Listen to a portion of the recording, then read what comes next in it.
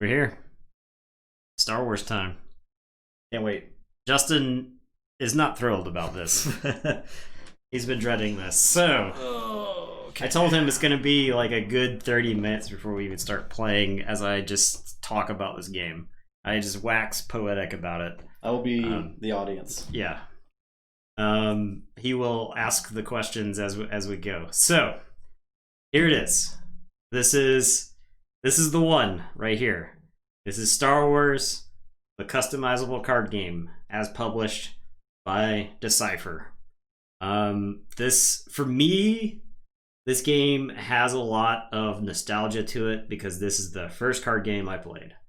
My parents didn't want me to play Magic because, as I've said in the past, I bungled my description of it, and my mom thought I was trying to join some sort of witches coven.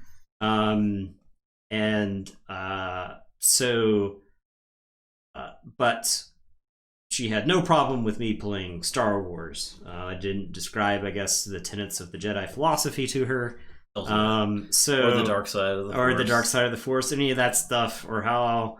anyway, so she had no problem with me playing the Star Wars card game. I bought the original, I think it was at Walmart or Target. There was like a 2-player box set that was available. And it came with just awful versions of Vader and Luke, like unplayably bad. But because they didn't want you to have the good versions of the characters without buying the packs, this game... I get that. I mean, we found that to be a common theme in the games we've been playing, right? Is like the Star Wars sets are just awful. Yeah. And like we don't even know if those other Star Wars card games offered more because we only played with the Star Wars. Exactly. So like we had Young Jedi does not. No, okay, fair enough. It does but not like, how do you get a good impression of a game if you're given crap? Yeah. A card game is built on the cards that are in it. Exactly. Like it can only be good if the cards are interesting and fun to play. If you get 2 decks that are star decks that are meant to be an entry point to those and they're not fun, why should I buy anymore? Right. And this game was particularly guilty of that. Every named character was rare. I guess Lord of the Rings is the same. Yeah, exactly. It's a Decipher. Well, Lord of the Rings, they did have the starter deck versions of characters, and some of those were really good, like the Aragorn, for instance, was really good. Decipher was particularly guilty of it. I have, for the longest time, Keyforge has probably surpassed this. But for the longest time, the second largest collection behind Magic that I had was the Star Wars CCG. Because I kept all my cards when the game shut down because I loved the game, and I occasionally will want to break it out and play a game. So anyway, now with that said, the learning curve to this game is actually insane. Looking at it now, I'm not even sure where I would begin. If I were like if someone paid me to come up with a curriculum on teaching this game, and I think it would take a curriculum to teach it appropriately, I don't know where you would start. I think ultimately you guys... Is it something where you just have to like say, or start with like the first set and then go from there? So it's like you would construct a deck for each set. I don't know. So this game was additive. The very first set, Premiere, when it came out, is For the most part, parts of Boshek. Yeah, Boshek was a good card. Yeah, Brainiac is an example. Brainiac was in the second set. The first set was Premiere, primarily A New Hope. I don't think anything in Premiere was from any other place other than A New Hope. And the first expansion was called A New Hope, and that basically rounded out stuff that wasn't in the first set. They didn't have room for. The second the second expansion was Hoth. And so what they did is they effectively released in cinematic order. Okay, I like that. So you had a Hoth set. And I think Hoth was a pretty good set. Then you had Dagobah. And I think Dagobah is a dog shit set. Okay. And I'll get into explaining why in a bit. And then Cloud City came out, and Cloud City is a very mediocre set. It's not amazing. Very mediocre. And then you had Jabba's Palace. And I think Jabba's Palace, for the most part, is a dog shit set, too. Now, somewhere along the way, they came out with a set called Special Edition, which was the remastered Star Wars movies. So when the game came out, it came out in 96. 95. So before the Special Edition movies came out. Because they came out like 98, 99, something like that? I think it was 96, 97, 98, okay. Because Phantom Menace was 99. Okay, right. So, you had cards in the game that had artwork from the original version of the movies. And so special edition movies came out, and so they had to basically go back and make cards for the stuff from the remastered movies, the special edition movies, so that you could get people like the dancers from Jabba's Palace into the game for whatever reason. Great. This is one of those things that feels like it's got Lucas film fingerprints all over it. I don't know 100% if that's the case, but they wanted to tie into the movies. Now, Special Edition, with all that said, I think Special Edition is a very important set because it introduced objectives, which I'll get to. Before this, the game had very little direction for deck building. It was... Put all the best stuff in a deck. Yeah, put all the best stuff in a deck and kind of go. Okay. Now, you had cheese decks, just objectively... at the end of the day, if you're playing a Star Wars card game, what you want is you want a band of plucky heroes using whatever they've got to fight at insurmountable odds. Mm-hmm. Okay? And I do think this game represents that fairly well on occasion. However, what you don't really have in the game is you had decks that revolved. They were called numbers decks. Okay? And it was just random aliens hiding from a fight somewhere, while certain cards that you played would show up again and again during the game and then make your opponent take damage. Okay. And so the only way to beat the numbers decks, you had to play in a completely alien way. That wasn't natural, but you could beat them if you knew what was going on. If you could figure out that they were, but and like they gave away the game because as soon as they played the first card of the numbers combo or whatever, you're like, oh, this is a numbers deck. I just stopped doing what I'm doing, and I just kind of ride out the rest of the game because the deck had no intention of ever actually winning a fight. In fact, if it fought for whatever reason, the deck lost. And there were hilarious. I saw hilarious scenarios in that game where there's like this bunch of pacifist aliens. Oh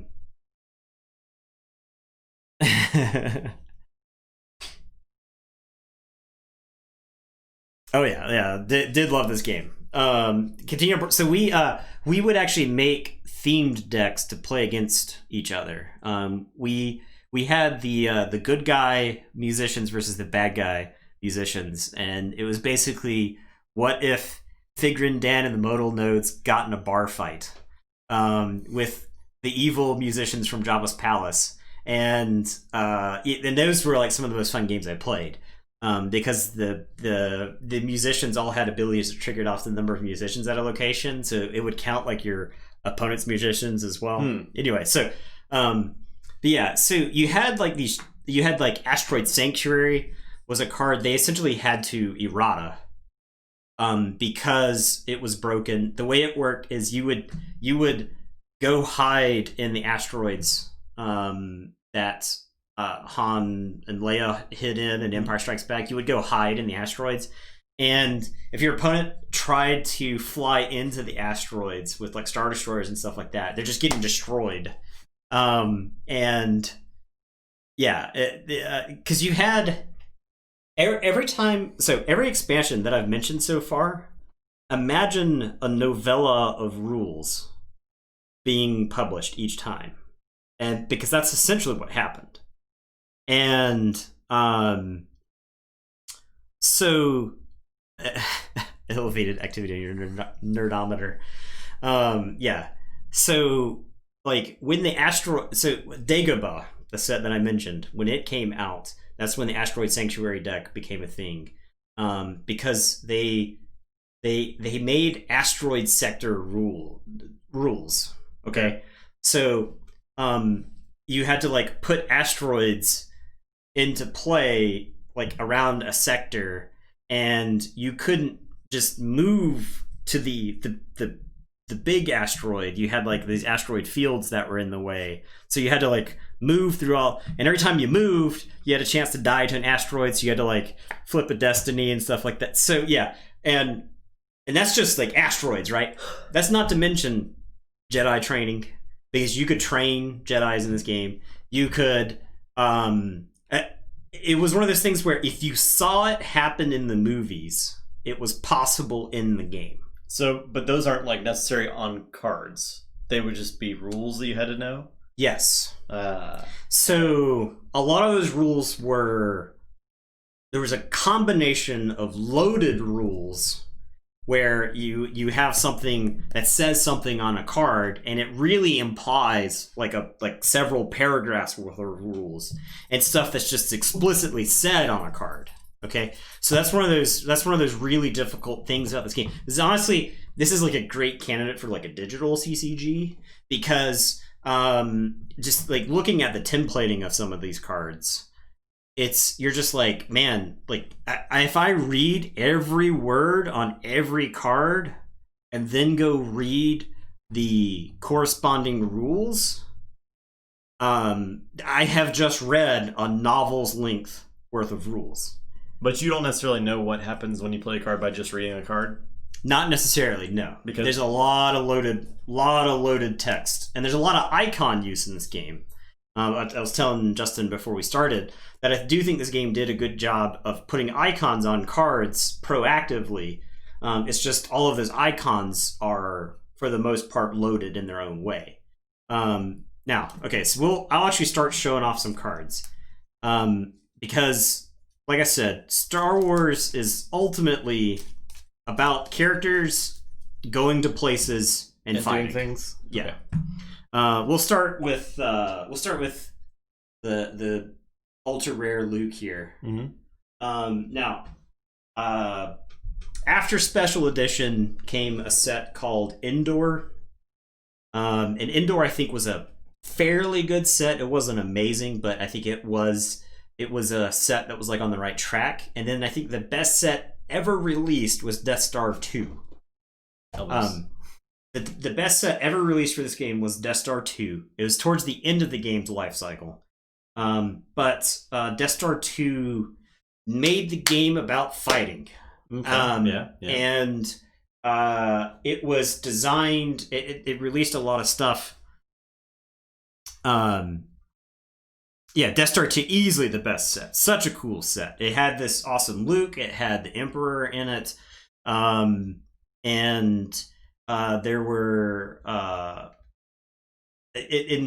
There's a sweet deck where Vader tried to convert Luke to the dark side, and then there was a deck where Luke was trying to convert Vader. Where Luke was trying to convert Vader, and those two decks versus each other. That sounds cool. Is like the best possible version of this game. And I think if you were to like make a living card game version of this, that would be like just an awesome box set where Luke turns himself over to the Empire because he's going to convince Vader to turn on the Emperor, and the Emperor is trying to convince Luke to kill Vader and take Vader's place by his side, kind of thing. And those games were just awesome. They were just really cool. Anyway, so looking at this character, you're probably blown away by the sheer amount of information on this card. And everything on this card is doing work. We'll take it. You got the title up here, as expected. Now, there were multiple versions of characters in this game. The very first Luke that came out was a Luke that everybody called Farm Boy Luke. Because by the time you got to Hoth, they came out with a Luke that was meant to pilot speeders. And then there was a Jedi training Luke that came out. And then there was this Luke. There's some other stuff going on, which I'll cover when I get to it. But yeah, this is Luke having realized his training, and is a Jedi master, basically. We don't have any of the online cards. This is just actual cards. Yeah, I'm using the cards as printed. Yeah, I do want to mention.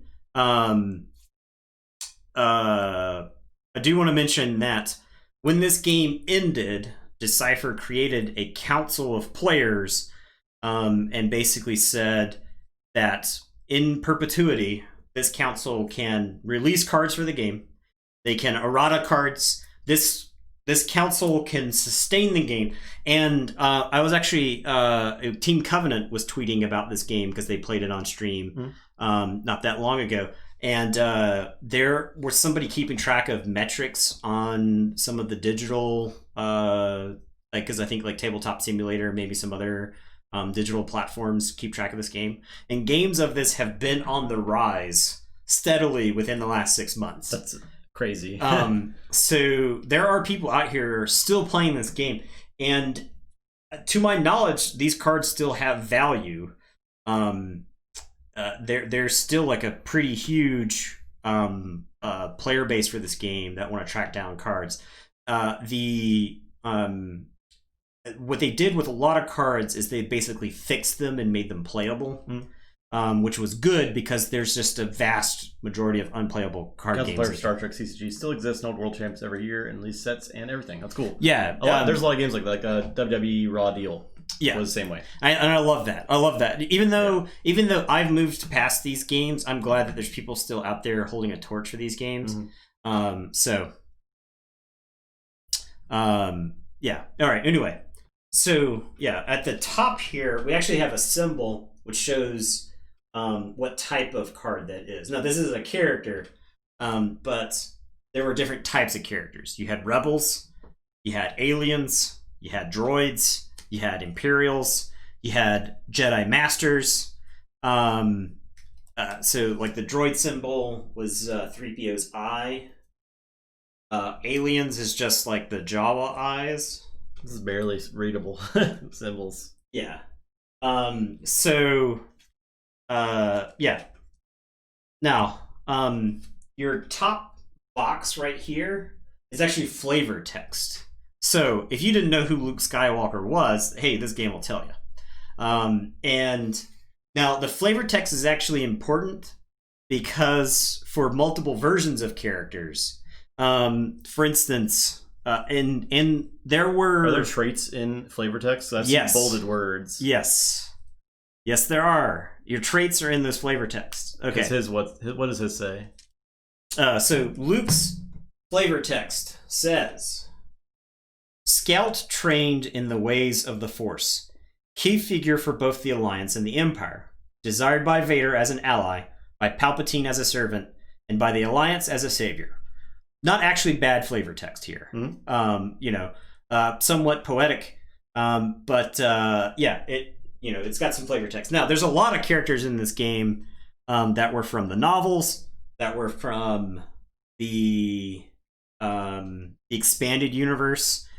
For instance, this light side deck that I'm playing has got Dash Rendar, it's got Talon Card, it's got Lebo, it's got Mirrex Tyrek.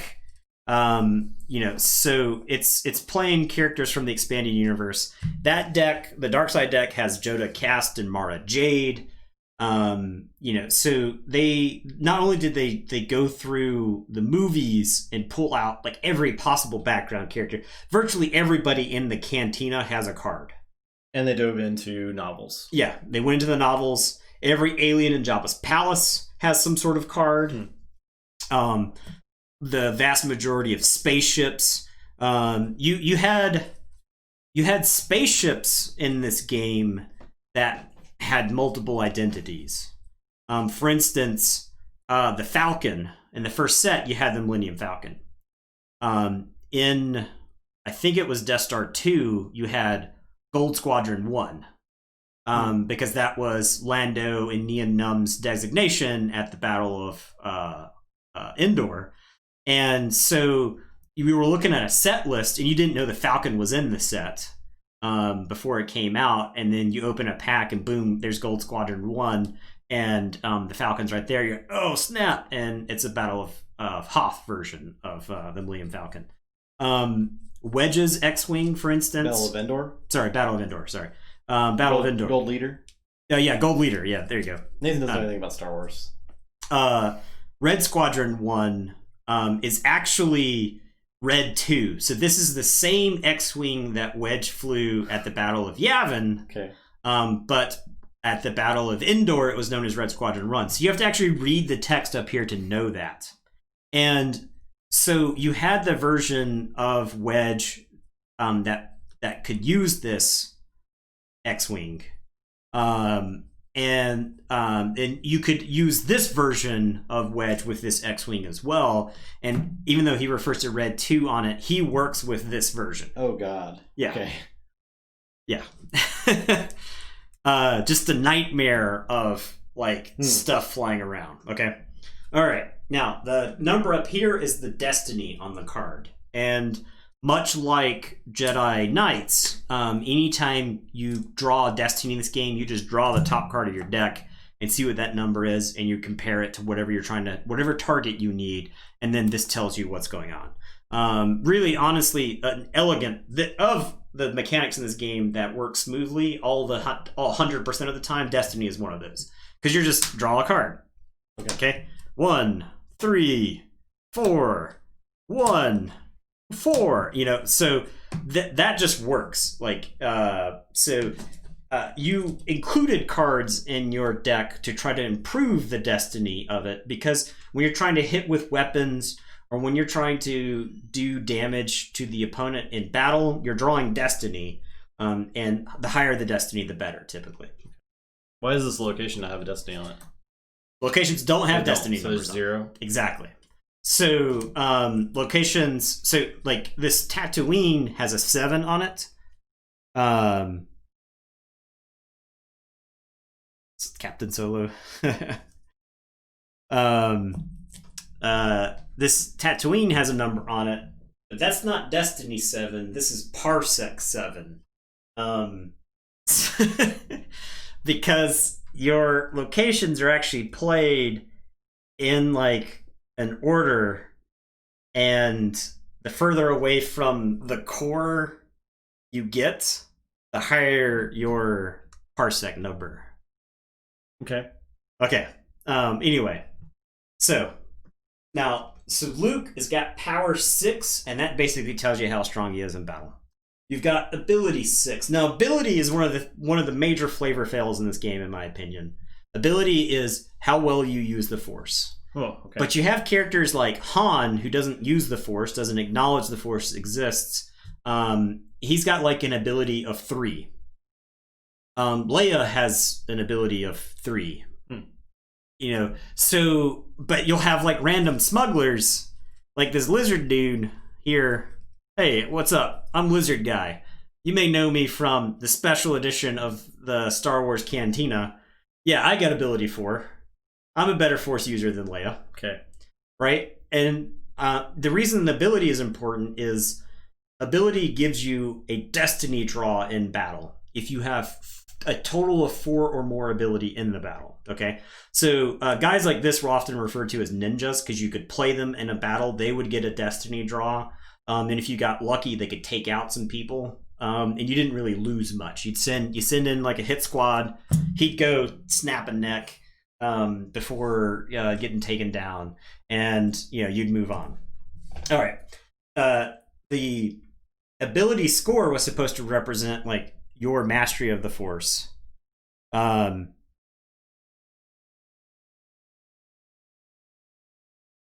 mean, so the thing was, they always referred to characters always had like Jedi Knight or Jedi Apprentice or stuff like that. You had like Force sensitive. It just didn't make any sense. Like poor Chewie always had an ability of 2. Ability was also your defense, right? So they fixed it later on with Boba Fett by giving Boba Fett an extra stat called armor. So what they started doing is they started printing characters who weren't necessarily Force sensitive. They started giving them armor, which was their defensive stat. Ability served a lot of purpose. Ability was arguably more important than your power was, right?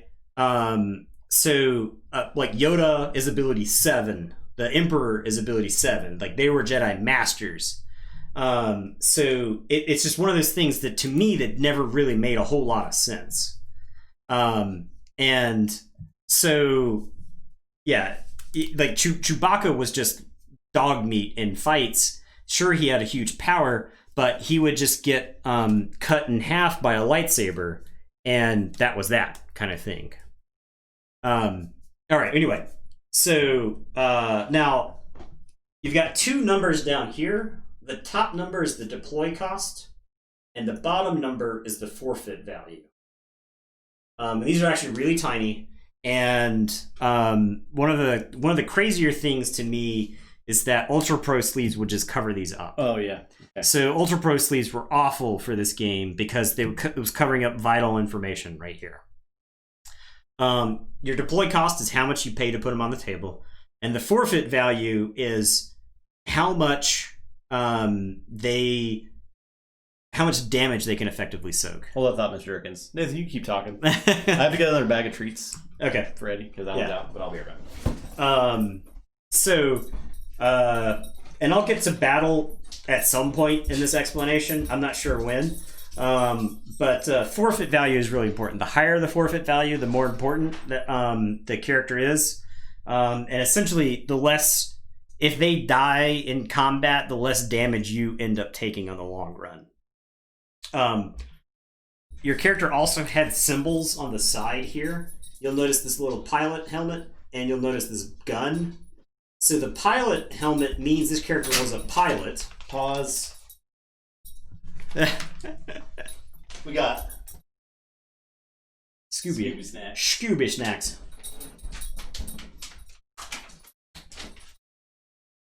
Invisible.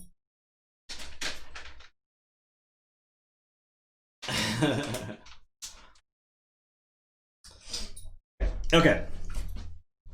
So this means Luke is a pilot, and this gun means Luke is a warrior. What those mean is that Luke can actually hold and use weapons. Forfeit was about attrition, yes. And the pilot symbol means Luke can fly ships. And that's an example of a whole bunch of loaded rules. Mm-hmm. Because the pilot rules, you've got a whole stack of pilot rules that go with it. Warrior rules, not so much, but warriors would be referred to in other cards. There was Eddie, it's playtime. It's chew time. It's chew time. He's gonna put that there and fall asleep on it. So warriors had some loaded rules as well, but this game drew like a very fine distinction between characters who could wield blasters and who couldn't actually wield blasters. So you had like a bunch of like pacifist aliens who could never actually hold a blaster or ever use it. So there were some other icons which we'll get to when we get there.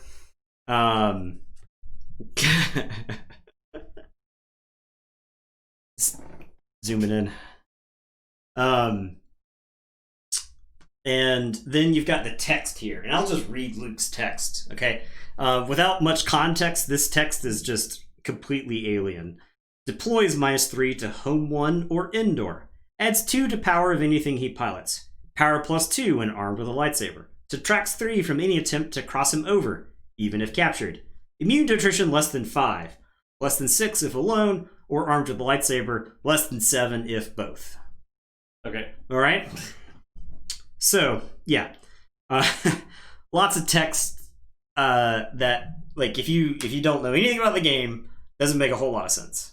Now, you have locations in this game, and there's actually a distinction between planets and sites on those planets.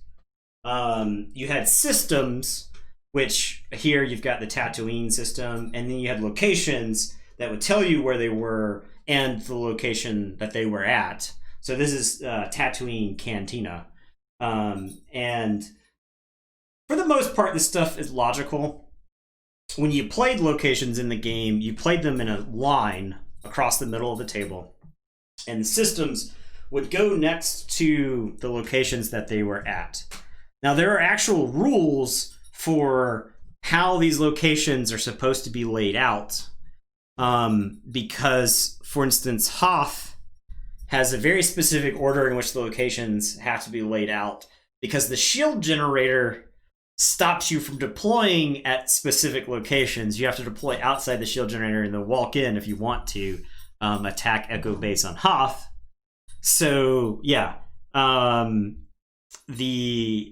of my favorite moments in this game was when I blew up Hoth with the Death Star laser. It gets rid of Echo Base forever without having to worry about the shield Death Star blowing up the whole planet.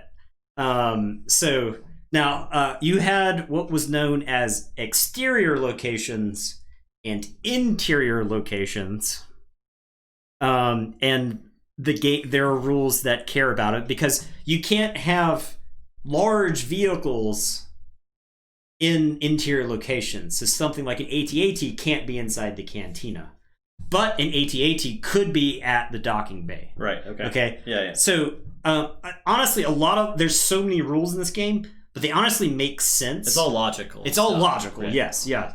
Now there's some like relatively wacky stuff that can happen because of it, but yeah.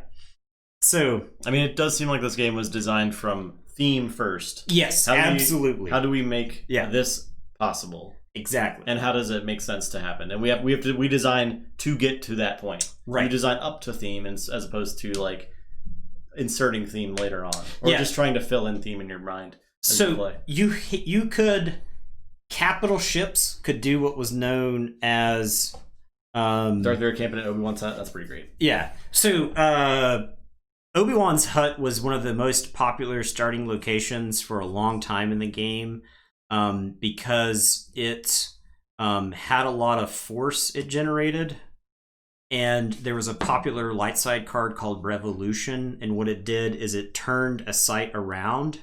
You'll notice on these sites that there are blue lightsabers and red lightsabers. The blue lightsabers mean that's the light side location, light side part of it, and then the dark side has their own side of it as well.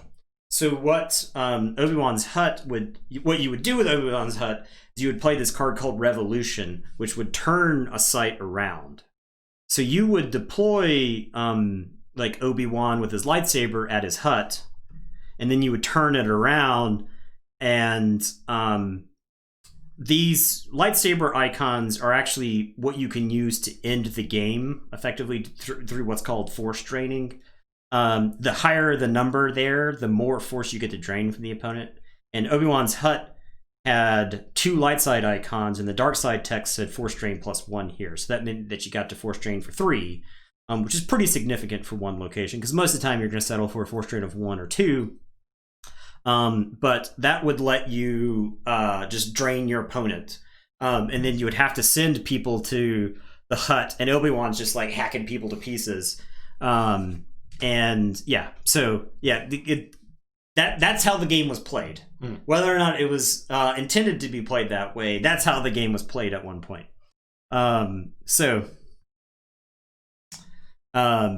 Yeah, another important thing about icons is if your opponent doesn't have an icon at the site, they can't deploy to that site. Now, you could move to that site. So if you had the docking bay out, you could play Vader at the docking bay, and then you could move over. But due to the turn order of the game, playing characters in one location and then moving to another location makes them very susceptible to being attacked. Because you're on your opponent's next turn, they can just deploy things from their hand and then jump you. And I would say that's probably another one of the major flavor fails in this game, is that there's like not a fair fight in this game. It's most of the time it's characters flying out of your hand and jumping characters that are already on the table.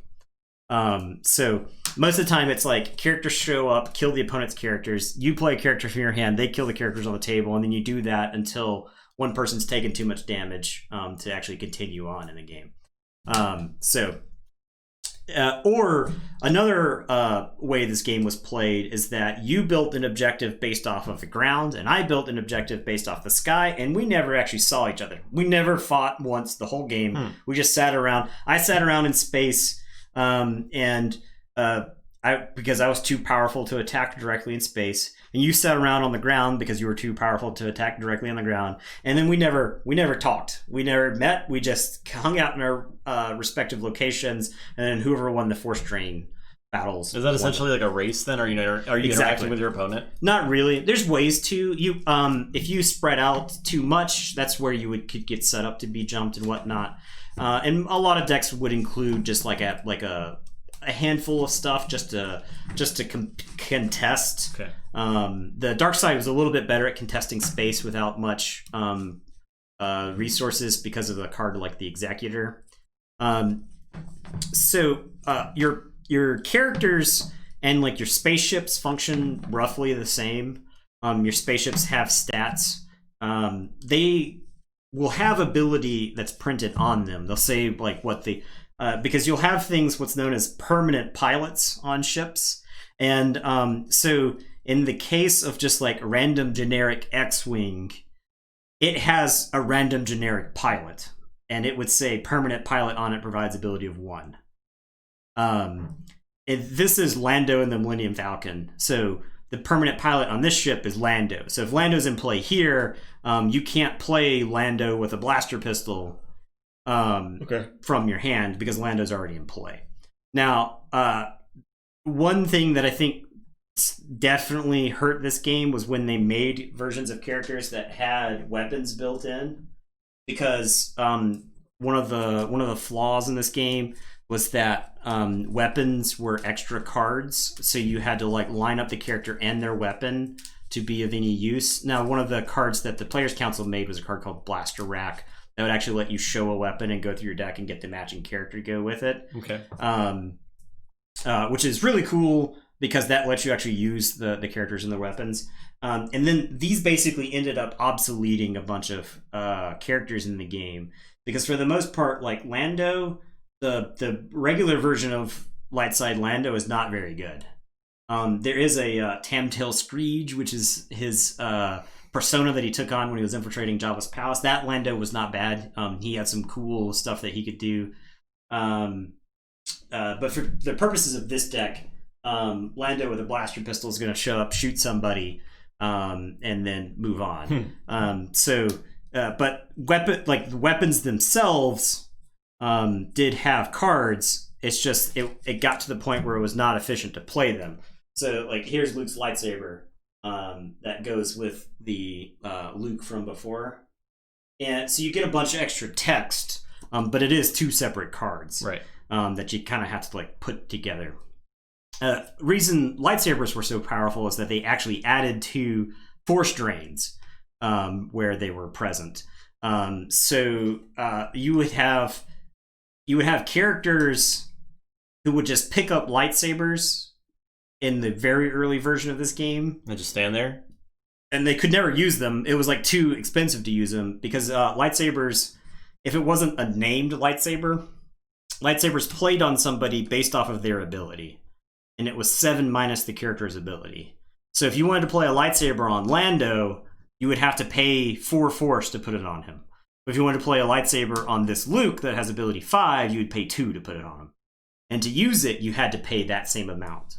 So Lando could never really like swing the lightsaber because paying 4 force is like the amount that you were paying for like another character. Whereas this Luke, it'd be much easier to use it. Obi-Wan was like 6, but he had his own named lightsaber and whatnot.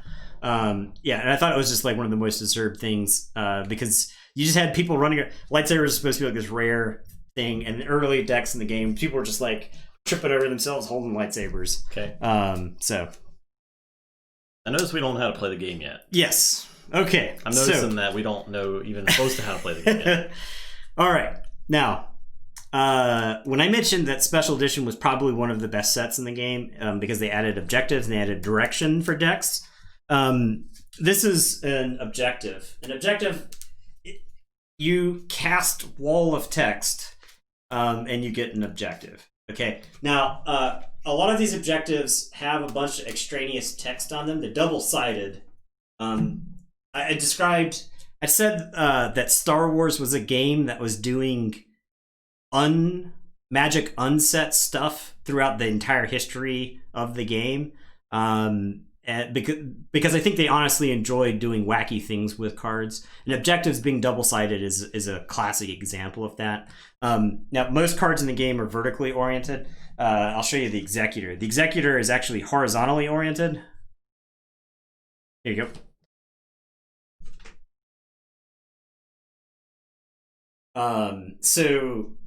You had cards like the aforementioned Brainiac. Cards in this game had a destiny of whole numbers. Brainiac his destiny was pi. It was literally the mathematical value of pi. So it would add 3.141596 to your number. So it was greater than 3, but less than 4. So if you needed a number greater than 3, then yes, it worked. But if you needed a number that was 4 or higher, it did not work, kind of thing. And you had like this huge equation to figure out what Brainiac's power was. And Brainiac was actually like situationally really, really good, but you had to know the math behind the character. And judges hated that card because you had to basically break out a graphing calculator every time it showed up.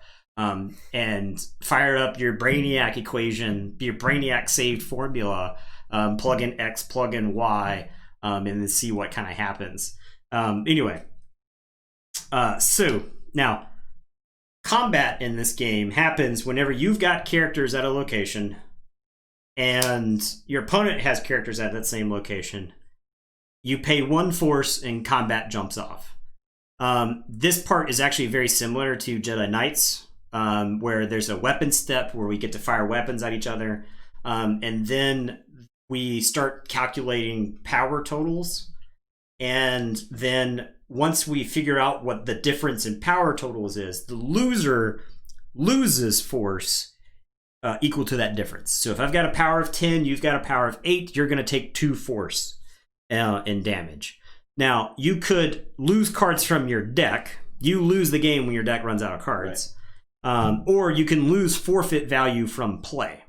So your forfeit value on cards is pretty important because if you lose a battle, you can lose characters and stop from taking... Like if you lost a battle by like 20, here Lando and Luke combined are 14 in forfeit, so you could lose both of them. And do they go to lost pile? Yes, they go to lost pile. Now they're not dead. Right. There are mechanics in the game that will remove characters from the game. That deck actually features some of those.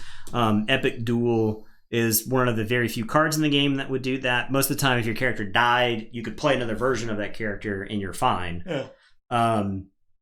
Epic Duel actually wants to try to convert Luke to the dark side. Vader persuades Luke to join him. They overthrow the Empire and you go... and they crush the rebellion and whatnot, whatever your fanfic version of the Star Wars is. So but for the most part, when characters die in battle, they just kind of go to your lost pile and you can play them again if you had extra copies. So when I was mentioning ability, you get to add a battle destiny to combat as long as you have 4 ability. And that number adds to your power, and this number is what's known as attrition, which means your opponent has to lose at least this much stuff from the combat. Okay. So battle destiny was very important. This deck has several cards that add extra battle destinies. Vader and Tarkin were very popular together in the game for a long, long time because Tarkin has a... Tarkin's text says that if he's in a fight with Vader, you can cancel one of the opponent's battle destiny draws. And that's just outright cancel. So that's less power they have and less attrition that you take. Tarkin was a very popular card in this game forever because he was just so good with Vader, and Vader was insane in this game. Canceling battle destiny is just absolutely crazy. Now you have cards that will say immune to attrition. So like this Luke says immune to attrition less than 5. So that means as long as the attrition was less than 5, this Luke can't die to attrition. Now, if I have other characters at the site that aren't immune to attrition, they gotta go. If I only have characters that are immune to attrition and your attrition value is less than the lowest attrition value that I'm immune to, I don't take any damage from the fight. As far as characters having to die. Okay. Now, if I still lost the fight in power, I could lose characters to settle the difference. That's up to me. I'm not mandated to lose those characters. So if we have a fight, Luke is here. I have a total of like 9 power, and you've got 12 power, but your attrition was only 2. I don't have to kill Luke, but I do have to lose 3 force. I could optionally kill Luke, or I could just lose 3 cards from my deck. That's up to me. That's my decision. So being immune to attrition was good because that meant your characters would stick around. That's why, back to my explanation about special edition ninja lizard men. If Vader's just chilling by himself at a site, this guy shows up, starts a battle, tries to fight. If I hit the 5 or the 6 that I need, he kills Vader. Vader more than likely kills him, but he's got forfeit value of 4, so he'll probably cover the difference. But I get to take out Vader. Mm-hmm. That was why I played a lot of ninjas, just because they were pretty good at just taking out problem characters here and there.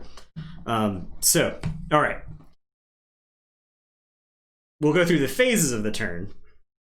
The first phase is activate, and you're going to generate force for every lightsaber that's in play that matches your color. All right. Which is pretty straightforward.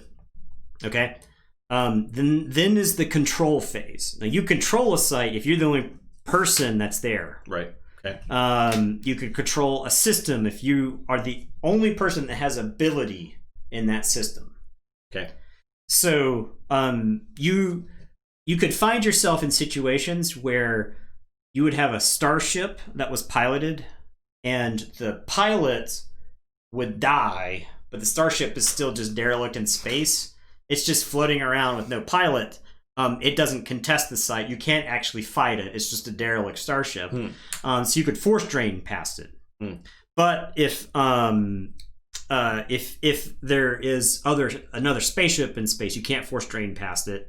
And when you force drain, you look at the number of icons here. You count any bonuses you may have from lightsabers or anything else that you have, and you make the opponent lose that much force. So if I force drain at the Tatooine system, you lose 1 force. If you force drain at the Tatooine system, I lose 2 force because I've got 2 icons here. In the Cantina, same way. 2 and 2. The docking bay here is 1 and 1. It was pretty common for sites that had were really good for a player to give the opponent like a force drain bonus there because it was not easy to get to. You had to do some crazy stuff to end up getting there. All right. Then there's the deploy phase. That's when we pay force that we activated. And when you activate from your deck. You'll have basically your face down deck. There's 3 piles. There's your force pile, there's your used pile, and then there's your reserve pile. And your reserve pile is your deck proper. Anytime you like search your deck, this is your library magic. This is the main deck from most games, and that starts the game face down. Okay, right. And when you activate, you're gonna activate force from the top of it, grabbing the top card. One for there, 2, 3 for there, 4, 5 for Tatooine, and you always generate 1 force for yourself. So you generate 1 extra force. When you play a card, you pay force from the top of the force pile to the used pile. So if I want to play the Lando and the Millennium Falcon here, it's going to cost me 5. I go 1, 2, 3, 4, and 5. Now, the reason there was a skill in this game called card counting, because some interrupts are used, which means when I play that, it goes to my used pile. And when I draw Destiny, it goes to my used pile. Oh. So if I know how many cards are in my deck, you didn't have to generate as much force as you had, but you could stop generating any time. So once your deck got small enough that you knew the location of like stuff, you're trying to actually control where your specific cards are. Oh God. Yeah. So yeah. At the end of your turn, because you just put your use pile on the bottom of your deck. On the bottom of your deck. F. That's terrible. I hate that. It was a it's a skill. And then so you've got the lost pile as the next pile, and that's just right next to your deck. That's where everything goes when it dies. Okay. So after the deploy phase, there's the battle phase. So if you've got characters or ships somewhere where the opponent has got characters or ships, you can spend 1 force to start a battle. And then you go through the whole battle phase. And that's actually very reminiscent of Jedi Knights. They kind of like took what they liked about fighting in this game and then plucked it into that game. Just plopped it right down. And then you've got the move phase after the battle phase. And that's where the move rules in this game are very complicated. They all kind of make sense. Mostly make sense. So it's too late, our boy Moy. I consider that, but we gotta stick through. we gotta power through. So you can take a starfighter and land it in a docking bay. And your characters have like unlimited moves. So one of those things is like jumping in and out of vehicles. They can like jump in and out of vehicles any number of times on a turn. They can I think it's called embarking and disembarking, because they came up with terminology for all of it. Okay. Capital ships that are in space can shuttle characters between docking bays and a system, right? Basically you send down a lambda and it picks up the character and flies them back up to the spaceship. And I believe ships that are capable of it will say, so this has ship docking capabilities. So that means that you could move between ships in space as well. So if you had 2 Star Destroyers in the same system and you had pilots you wanted to transfer between them, you could. Because they have the ability to transfer between those ships. Okay. So, there's like there's a bunch of move rules.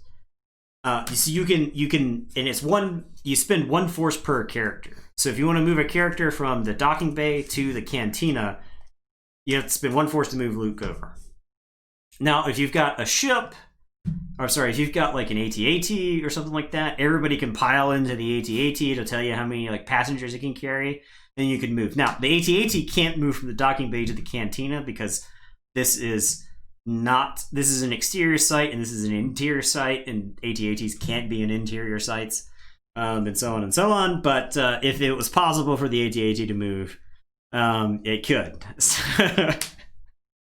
And then the final phase of the turn is the draw phase. If you have any cards left in your force, you can choose to draw them one by one and put them in your hand. You can stop at any time. So you can leave force open on your opponent's turn, and anything that's because you can play events and you can use weapons and you can do stuff, or you can save up. For instance, the Executor, I believe, costs 12, so you're not. So it doesn't dump. It does not dump. Okay. So that sits there, and so you can hold cards.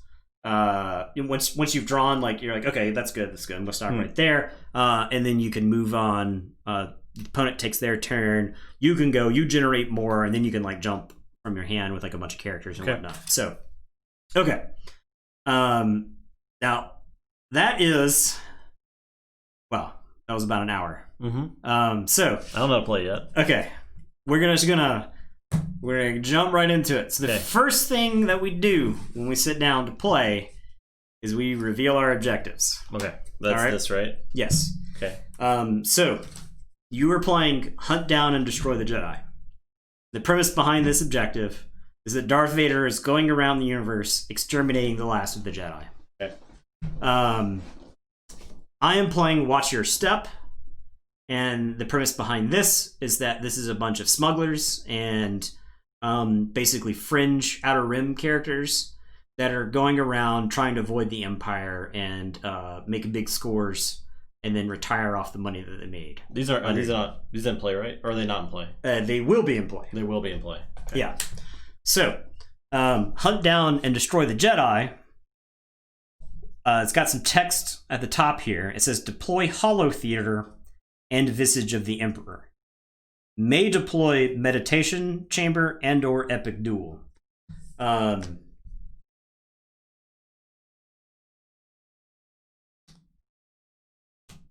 So, you start the game with the Hollow Chamber. Okay. And the Hollow Theater and the Meditation Chamber in play. Okay, so now these are Executor sites. Okay, so these are sites that exist on the Executor. And I can't deploy to these because they don't have force icons on them. I can deploy to them if I have a spy, which I don't think I have any in this deck. But for the most part, these sites are relatively safe. But the Visage of the Emperor, that's the big Emperor face from Empire Strikes Back. It is deployed to the Hollow Theater, so it's basically just deployed on this site. And it says at the end of every turn, each player loses one force. When you flip this objective, you stop losing force from this card. So this is like basically a clock for the opponent.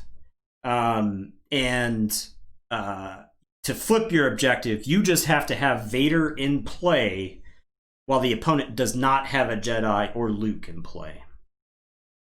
Now, this specifically mentions battleground sites, and battleground sites were a concept that it took them until Special Edition, I believe, to come up with.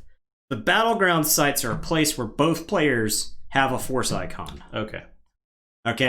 The Hollow Theater and the Meditation Chamber are not battleground sites because I can't deploy to them. It's not a battleground site. So for whatever reason, when they initially created the game, battleground sites were not like in their head. So I think this was like a great actual creation to the game, because this is about the time where they actually started forcing people to fight. And the reason the objectives are great because they end up starting with a bunch of stuff in play, as opposed to both players just activating force for like 3 or 4 turns, drawing cards, activate, draw, and we just kind of sit around and don't do anything. We start with a bunch of cards in play that start giving us direction immediately. Okay? So you're trying to get Vader in play. Because as soon as you get Vader in play, you stop losing force from the Visage of the Emperor, and I start losing force. Now, the objectives, you can just kind of put the objectives wherever you want. They'll just sit off to the side. Does Epic Duel sit like wherever as well? Yeah. So Epic Duel is like its own card frame here. It's got the purple. I forget what these are called. These are like epic events, maybe. These might be epic events. You had interrupts. Are these shuffled in or saying no, they're not? No. You had interrupts in the game, which are basically your actions, your instants and sorceries, and then you had effects, which were like enchantments that sat in play. So for whatever reason, this is not considered an effect. This is not considered an interrupt. It's its own thing that's interacted with only by the cards that it says on here. So that'll just sit off on the side there. Watch Your Step says deploy the Cantina, deploy Docking Bay 94, and the Tatooine system. One thing I will say about this game is that this game eats up a hideous amount of real estate. You can see already we're both starting with like a pile of cards in play. All right, so they added these interrupts that were called starting interrupts. So you got to play one starting interrupt at the beginning of the game, and these were added in Death Star 2. These are honestly amazing because this is what like basically beat all the cheese decks as soon as these cards were printed, because you got to start the game with 3 cards in play, 3 effects, and so like these were things that would that like help you with your deck layout, and they're just in play now. It's as opposed to you trying to draw them eventually during the course of the game. They're just in play. And honestly, a lot of these cards have a lot of text to say not much.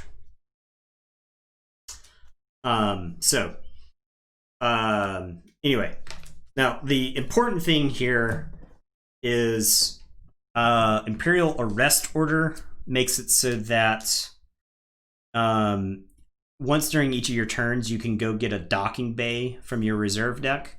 So you go get docking bays, and the reason this deck plays a bunch of docking bays is that you can travel from docking bays to other docking bays on other planets. And so Vader just hangs out in docking bays until he hears about a Jedi, and then he goes flying to that planet to go check it out. So that's what this is here for. The rest of the text doesn't do a whole lot. Secret Plans is really useful because it hurts the opponent if they try to gain force. Because there's ways to retrieve lost force in this game, and this helps tax your opponent on it. And then mobilization points gives you extra force generation at docking bays. So these 2 cards work together to give you like a force generation engine. This can also be used to go get the Executor. Now this card, and this is like a great illustration of like how poorly planned this game was in the long run. This card right here says that mobilization points is suspended while you occupy no battleground systems. So even though you start the game with this card, you don't actually get to do anything with it because I started the game with this card. Okay. You have to basically have a spaceship at a system before this card starts working. This card lets me go get docking bays. And then this card says that I can show you a pilot from my hand. So I can show you like Wedge. And it lets me go through my deck and get the matching starship for them. So that's what Squadron Assignments does. In my objective, I want to have I want to have completed at least 2 Kessel runs, or I want to control 2 battleground locations, which is either a system or a site, with smugglers. And then I get to flip my objective and I get a bunch of extra stuff. Okay? We're now ready to begin very slowly, all right. I believe. So we shuffle, and the starting hand size in this game is 8 cards.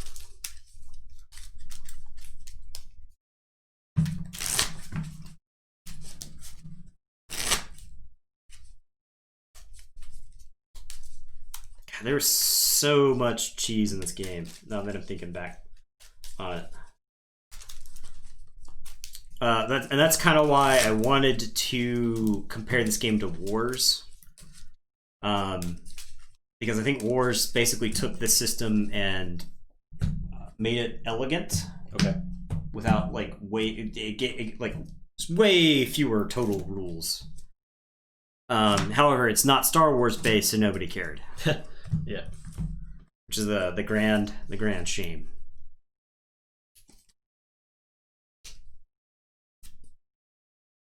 Okay, so the dark side goes first. Okay.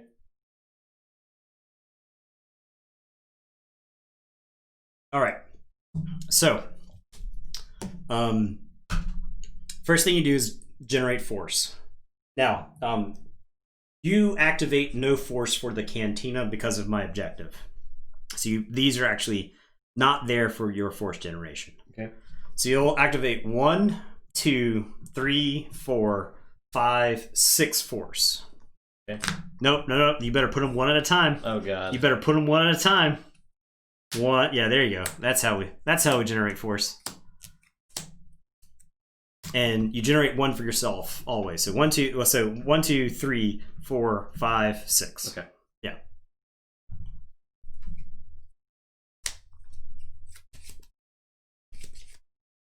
So what do I do? I play cards. Do you have Vader in your hand? Yeah. You do have Vader? Can you play Vader? Now 6, right? Is this the white number? Yeah, white number is 6. I would put Vader on the table. I would just play him at the docking bay. Okay, so I do that. Yep, 1, 2, 3, 4, 5, and 6. So Vader's at the docking bay. At the Tatooine? On Tatooine, yeah. You can play him over here, but it doesn't flip your objective. Your objective is now flipped. So it says flip this card if Vader is at a battleground site and no light Jedi or Luke is at a battleground site. So, boom, you get to flip it. And so while this is up, your opponent cannot initiate battles or force drains where opponent has a Jedi or Skywalker. You lose no force from Visage of the Emperor. And while Vader is at the meditation chamber, subtract 2 from each opponent's battle destiny draws. Opponent may not play Censor Altar. Censor Altar were game warping cards that they printed in the first set that they really had no idea what they were doing. Sense and Altar were played forever, and they basically kept releasing cards that kept nerfing Sense and Altar. Sense and Altar were just basically no fun cards. They were counter spells for interrupts and effects in the game. So all the cool shit you wanted to do in this game, Sense and Altar kind of poo-pooed all over that. Can I play this location? You can. And you can actually, so this is in the Executor, so you can actually decide which side you want to play it on. You can play it on this side, you can play it on that side. That sounds fun. Yeah, that's just an extra place that you can play it. Now, you can also go through your deck for another docking bay if you want. Do you want to? You want to. You want extra locations in play because that gives you extra force to generate. You also don't want those in your deck to draw for Destiny.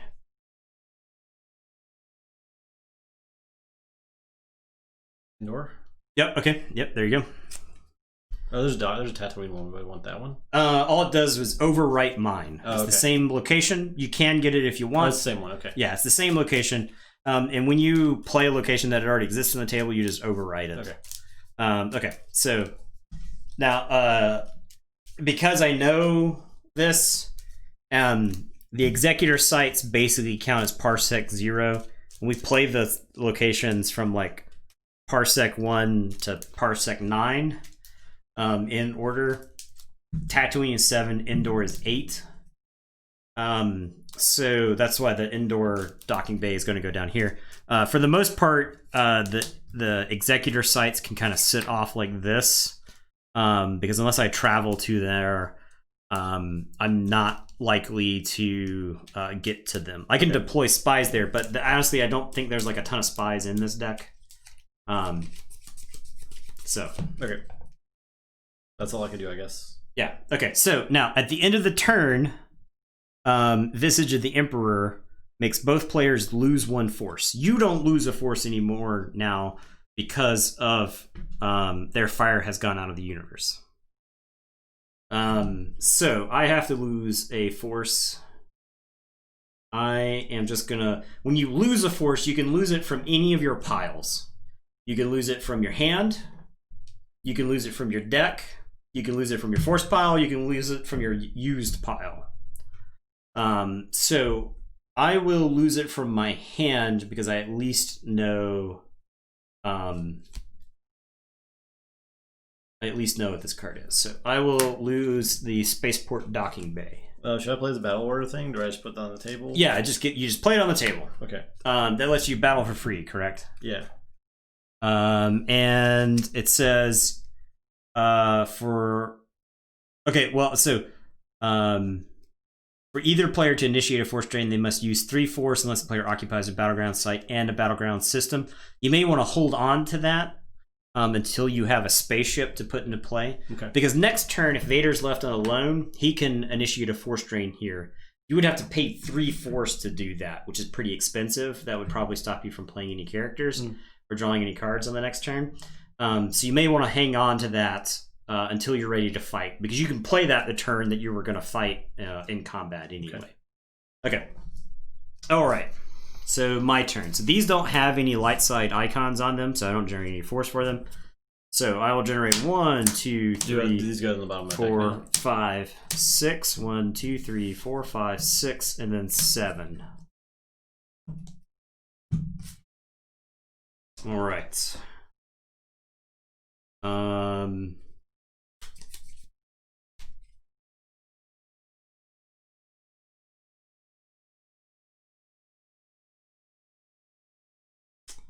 I am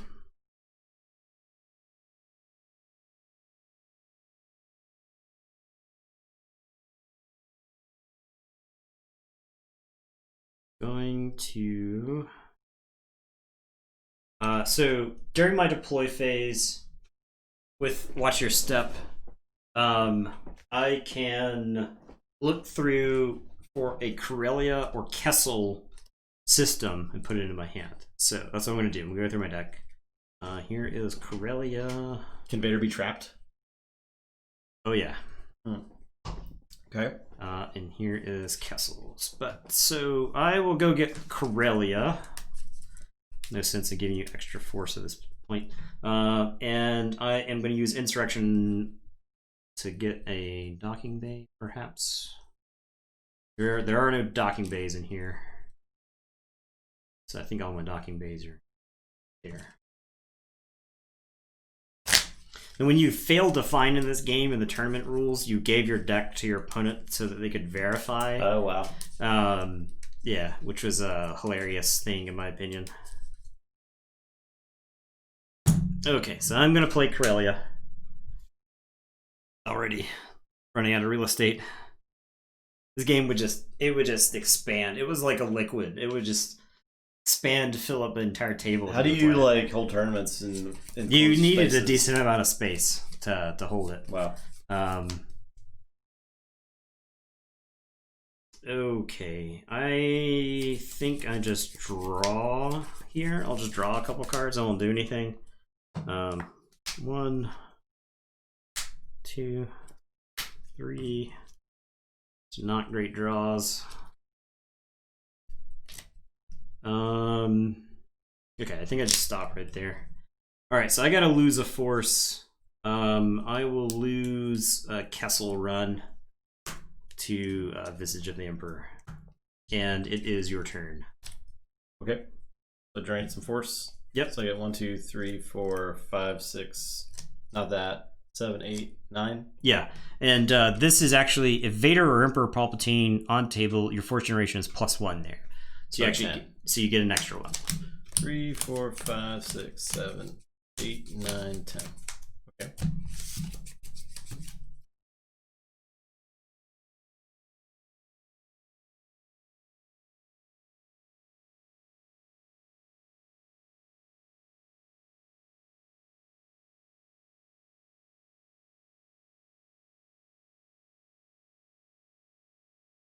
I can play Bosk and Houndstooth there. Yep. For 8. Yes.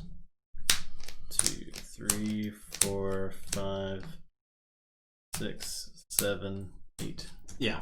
I love the photoshopped Bosk onto the bridge of the Houndstooth there. That's pretty good. May add 6 passengers in one vehicle. Permanent pilot is Bosk, who provides ability up to adds 2 to power, and then adds 1 battle destiny, deploys, and moves like a starfighter, has ship docking capability. Okay.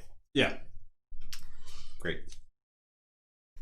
So you control for each your starship 2, your total power is +1 in battle at Tatooine sites. Yeah, so if I play stuff here, you get an extra power from Bosk helping out. That's all. Yeah. I don't want to draw. Oh, so actually, you could force drain me here for 1. Okay. You don't have to pay anything. Force drain just happens. I will lose. So if I control a thing, I can say you lose that. Yeah, but it's before you deploy. Yeah, right. Yeah. So I will lose. I'll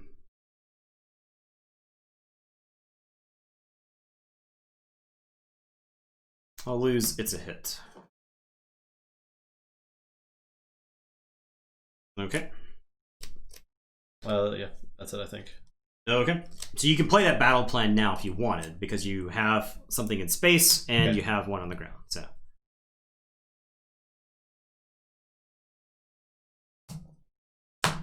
Okay. All right. That's it. I guess I can get a docking bay, right? Yeah, you can go try to find a docking bay. And this is also no longer suspended, so you can also go find the Executor. Now, it's only once per game can you get the Executor. But I can't play it right now, so... yeah, that's fine. You don't want it in your deck. You want it in your hand anyway. Okay. So you can always go try to find a docking bay first, and then if the Executor is in your deck, then you can use your once per game to go get the Executor. Okay. No. Okay. But I got Tatooine to replace Tatooine. Sure. Yeah, Executor's probably there then. I guess that's it now? That's it? Yep. Okay, so my turn. I am going to 1, 2, 3, 4, 5, 6, 7, 8. I'm going to go through my deck for a docking bay. Oh, it says my force generation is +1 each docking bay occupied. Did I add that? You did not, because this card canceled that card until you occupied that place. So now that you will get extra force generation on your next turn. Okay. I don't have a docking bay in here. And my Kessel's not in here either. So Kessel's in my force pile. So that goes back under now. You could draw those cards if you wanted, or you can save them. I'll save them. Usually a good idea to save just some amount of force. Mm-hmm. Okay, there you go. I'll give that to you. Oh, and at the end of your turn, I had to lose a force. So I will lose, I guess, life debt. Oh, I really should have paid attention. I'm going to show you Han. The reason you use the docking bay thing so that you can go check to make sure what's in your deck, so that way you don't whiff on stuff. So I'm going to show you Han using squadron assignments. So during your deploy phase, you may reveal one unpiloted starfighter from your hand to take its matching pilot card from the reserve deck, or vice versa. So I can show you Han to go get the Millennium Falcon. And I should take note of what else is in here. Okay. I'm going to go back into it in just a second. So I'll play 1, 2, 3, and deploy both simultaneously. So 1, 2, 3, 4, 5, 6, 7. So I'll play Han and the Millennium Falcon here. And then I will show you Dash Rendar. Go get the Outrider. And 1, 2, 3, 4, 5, and deploy the Dash Rendar and the Outrider. Jeez. Shouldn't you shuffle your deck? Yes, now I should shuffle it. Okay. It's battle order, make it for either player, or is it just one player? What? To initiate battle.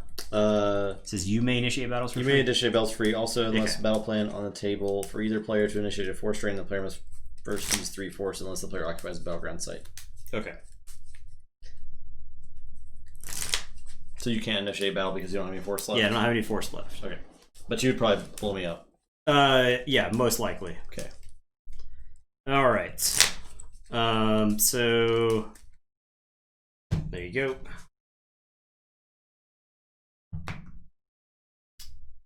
And it is your turn. Okay. I do lose 1 force for Visage of the Emperor. I'll just lose. Does it each turn? Yes, it's each player's, and then each player's turn. Yeah, that's why that card is very quick. It doesn't look quick when you start it, but it's the end of each player's turn. So I'll just lose 1 off the top of my deck. It's a Talon card. All right, so I get 1, 2, 3, 4, 5, 6, 7, 8, 9. So it's 1, 2. Right. I would just activate them as we go. Okay. 1, 2, 3, 4. Why is it +4? Oh, +1 there? Yeah. Okay. 5. Okay. 6. 7. That's plus for each occupy. I saw occupy that? It's plus, your force generation is +1 in each docking bay. You occupy. Oh, or +2 to control. Yeah, sorry. So not that one. Okay. Here for 1. Here for an extra 2, so 1, 2, 3. Because it's +2. Yeah, not here. Okay. 1 for there. Okay. 1 for there. Okay. All right. 1, 2, 3, 4, 5, 6, 7, 8, 9, 10, 11, 12, 13. Okay. So I have a card that says use 3 force to search your reserve deck and take 1 effect of any kind in hand. What would we be looking for that? So you can look for a docking bay first to see if there's anything in there that you want to get. Effect. Yeah, so effects are the ones that have the green symbol. Those are typically going to be things that sit on the table. And the dot is unique, so I couldn't get a second visage? That's correct, yeah. The extra visages are in the deck in case your opponent gets rid of the first visage. Okay. Also, visage is 7 destiny, so it's just like the best number you can hit.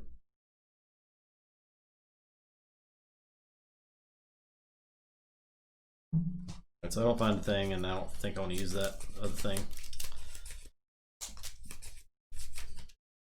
Did you want to get the executor? It's in my hand. Okay. Just letting you know. So stop asking me. I'm just saying. If you could stop asking me. I'll play Tarkin. Okay. Somewhere. I don't know where the best place to play Tarkin. Like a docking bay, I guess. You don't want to play Tarkin by himself. Okay, because, so he wants to hang out with Vader? Yeah, he most likely wants to hang out with Vader. Okay. Playing Tarkin by himself is a recipe to get that old man punked. Okay. So. Alright, so hang out with Vader. And then I can do a force drain there. You could have done that before you deployed, but yes, yeah. You got to do it before you deploy? Yes. Okay. Yeah. So you force drain me, I lose 1. Okay. And I probably don't want to initiate a battle. So I think that's the end of my turn. Yeah, so the Houndstooth is hyperspeed 4. 7 to 1 means you have to have a hyperspeed of 6 to travel between the two of them. So you cannot escape from here to Corellia. Okay. Because your ship is not fast enough. So if you have characters that can deploy there, something you can do is you can Boss, there's no room for extra pilots in this. If there were extra pilots, you could have Vader and Tarkin help Bosk fly the Houndstooth, but there's no extra room for pilots here because they could be in space and they would help out. Right. That would be one thing you could do. Another thing you can do is you can actually, since this can move like a starfighter, you can actually move the Houndstooth and land on the ground with it. It does not generate any power in combat on the ground, but it does keep the Outrider and the Falcon from absolutely plunking it in space. I see. So your alternative is to stay in space and get your ass kicked, or fly down to the ground and do nothing, but not get your ass kicked. So yeah, it's hilarious, but like I said, there's a lot of complicated rules in this game that make sense ultimately. So okay, and then so it's so nerds can't say, why can't the Houndstooth just land on the dock again? Yeah, so I can, and in fact can. So all right, so I will draw some cards. Yeah, right now.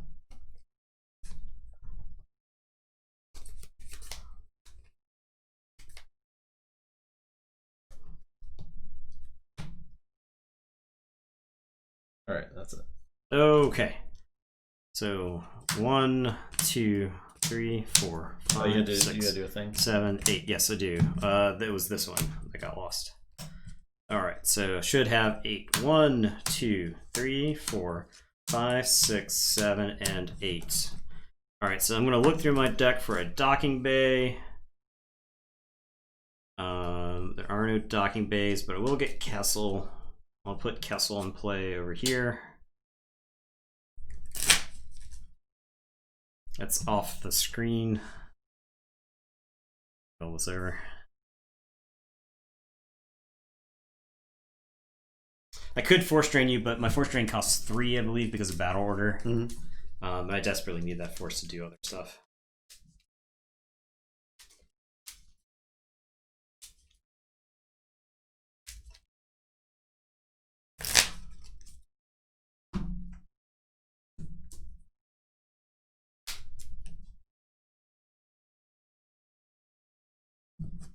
Okay.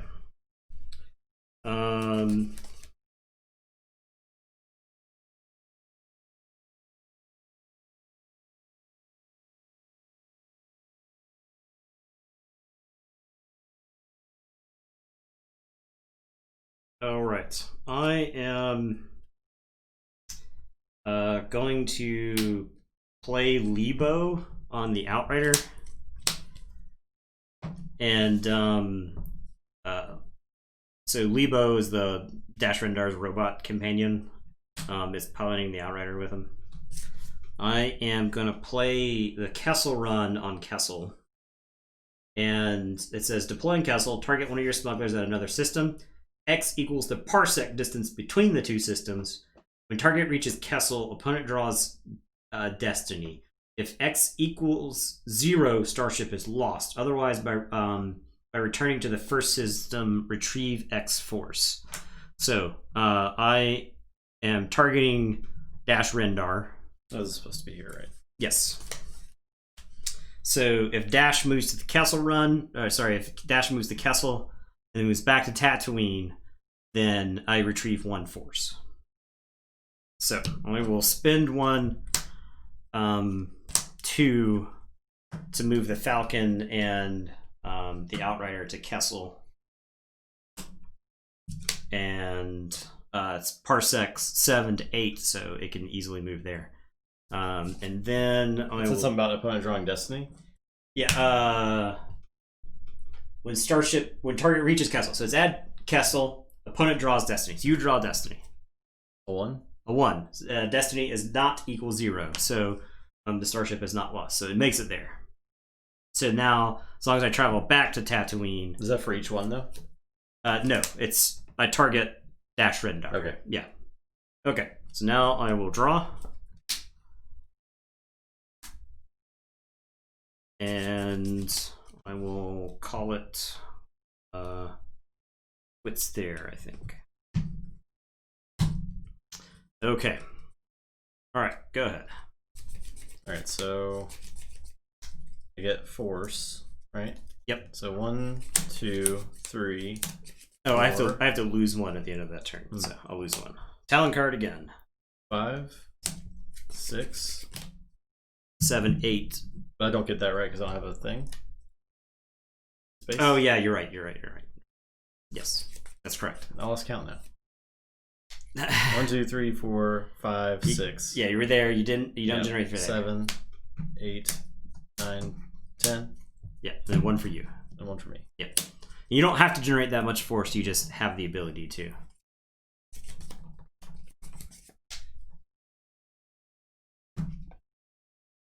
I'm going to play as Executor. Actually, I guess I do a Force Drain there, right? Yes. So you Force Drain me for 1. Yeah. I'll just lose the top card of my deck. It's Wedge. That costs 15. Yep. 1, 2, 3, 4, 5, 6, 7, 8, 9, 10, 11, 12, 13, 14, 15. Okay. Where do I play this? Probably Tatooine. Is that fine? Yeah. Yes, you can play it there. You can then shuttle Vader and Tarkin up to the Executor, and they can pilot it. So they can use their abilities together and whatnot. So, do I want to? Probably. I'm hanging out in space, so. Okay. So you're saying I could fly the Executor and shoot you? Yeah, you can't. Well, so the move phase is after the battle phase. But for me to complete the Kessel Run, I have to move back to Tatooine. Okay. And you can also have the Houndstooth fly up. Now, I believe you have to spend 1 force to move the Bosk up, and you have to spend 1 force to shuttle both Vader and Tarkin up. I believe you can shuttle any number of characters on to a ship that has ship docking capabilities for 1 force. Okay. So, yeah. All right, I guess that's it. Okay, so I this says search your use pile, take 1 weapon in hand and reshuffle, so I can search that. Yes. That seems good. Yep, it is a used interrupt. So used interrupts go to your used pile when you're done playing them. Yeah, I don't know that there's a weapon in here, but it's worth searching. Cards. Yeah, it's worth searching. You might hit Vader's Saber, you might hit Mara J. There's Vader's Saber, yeah. Yeah, so I'd get this Vader Saber. And this is shuffled. Reshuffle. Does it say? Reshuffle. Yes. Deploy on Vader for free, and you may then use as follows. Add 1 to Force Drain where present, or target a character for free, draw 2 Destiny, character hit, and its forfeit equals 0 if total Destiny greater than ability. Yes. So play Vader's Saber. So you could have played that before you did all the moving. Okay. So. Then I target any character? It's in battle. In battle. In battle, yeah. And so you can't use the personal weapon in space. Okay. But if we were fighting on the ground, you can use Vader's lightsaber to try to cut somebody up. Okay. And then he just has his saber now. Yep, he's just got a saber. Yeah. He's on the Executor. Yep. Flying around. Cool. And then that's it. That's it. You drain the thing? Yep. Sure, I'll lose 1. Because I'm on a battleground site. That's battleground, right? Yeah. Okay. I haven't played Luke or a Jedi yet, so. Okay, so my turn. 1, 2, 3, 4, 5, 6, 7, 8, 9. I will spend 3. That was actually used. Oh, it's used. Okay. Yeah. So it'd go to the pile. So. Okay. So here, if I control Force Drain is +1, so you'll actually lose 3. So I will spend the 3 to Force Drain there. Okay, so I just flip 3 cards. Yes, you can lose them from your hand, or they have to be lost from your deck. And once you decide to start losing from your deck, you have to keep losing from your deck. Oh, okay. But in your case, you can choose to lose something from your hand. I'll lose 1 from the hand and then 2 from the deck. Sure. Okay.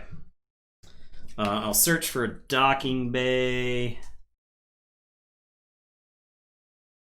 Okay. Sweet. I don't have the card I need there. Okay.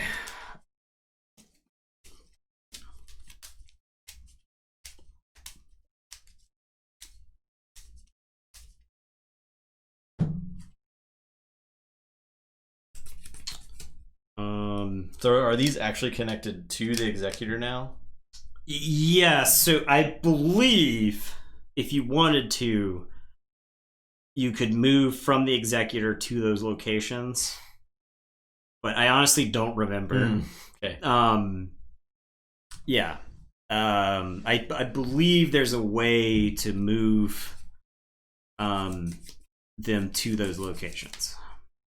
But I'm not like 100%. Don't hold me to that. Yeah. If the executor is lost, these locations are not lost. So. Okay. I am... if I go back, I think I lose that fight significantly.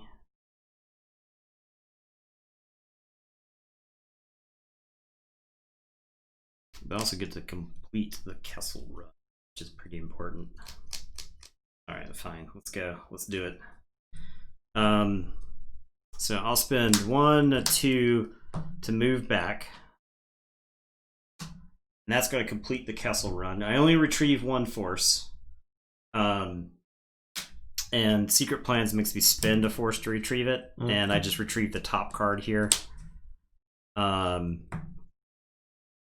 This is removed from the game. Routine effects with retrieve force are immune to alter, but are placed out of play when completed. That's what the Outrider says. So this is removed from the game now. Okay. Yeah, all these executor locations just float around in space, like the meditation chamber and the Hall of Theater. They're just there. You can still be there. It's just there in the air. I mean, it probably is large enough to have its own atmosphere at some point. Okay. All right, so Lebo now makes it so that you lose 1 force if I've completed a Kessel run during my control phase. Okay. Okay. All right. I am going to draw 1.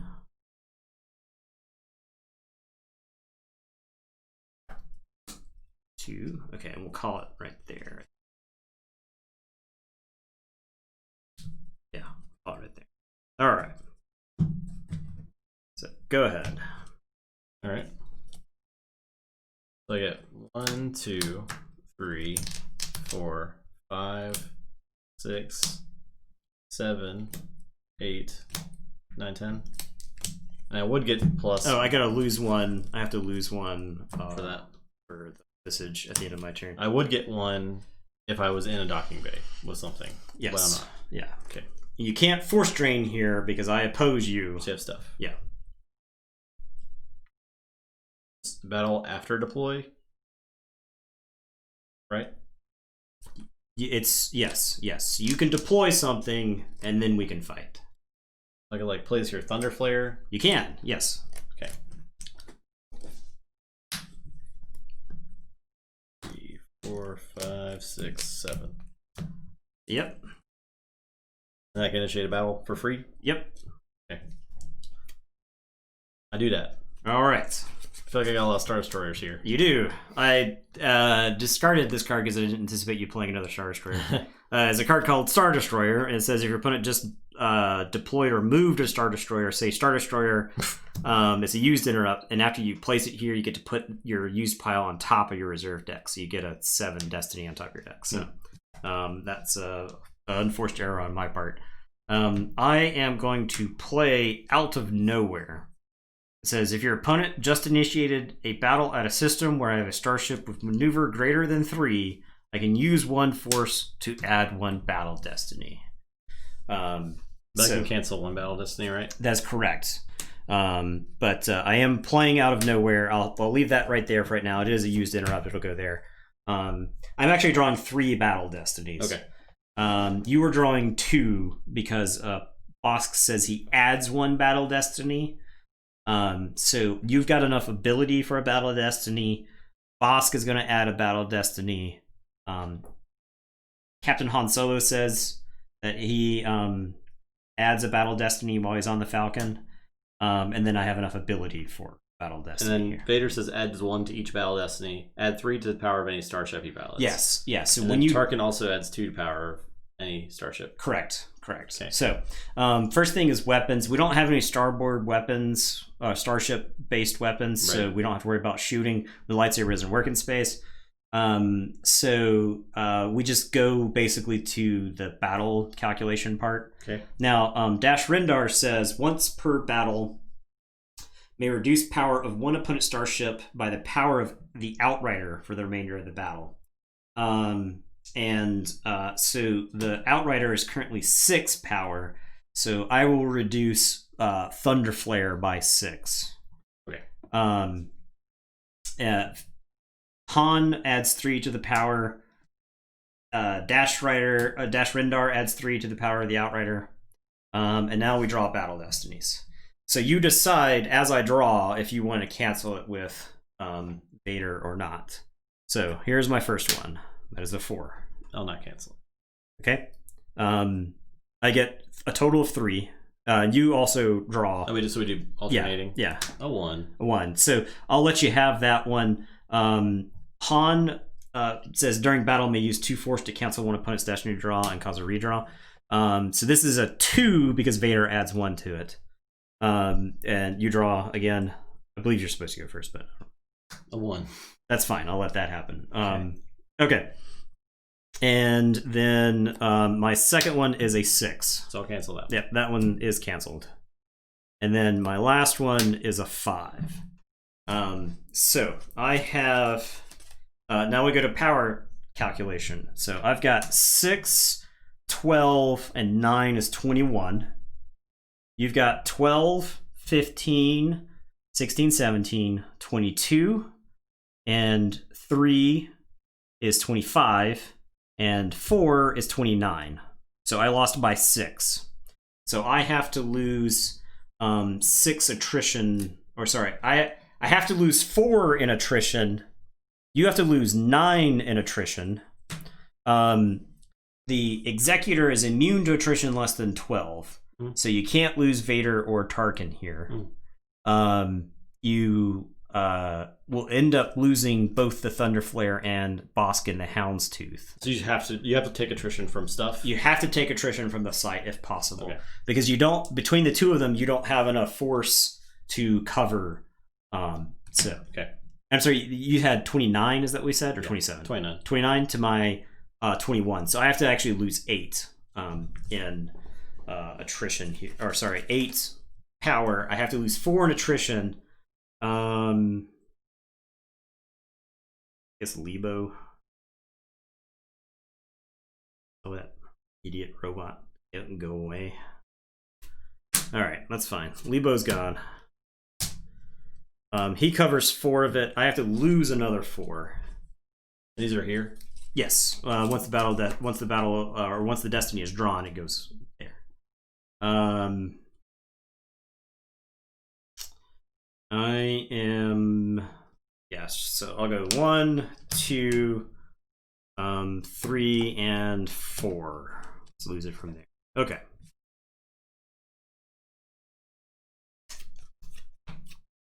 All right. All right. So I'll draw cards. Sure.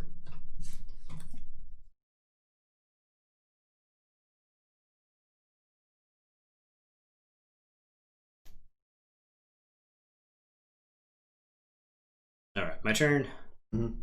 So you do the thing? Yes, I'm gonna lose 1 more, so I'll lose here. All right. 1, 2, 3, 4, 5, 6, 7, 8, 9. 1, 2, 3, 4, 5, 6, 7, 8, 9. All right. I am.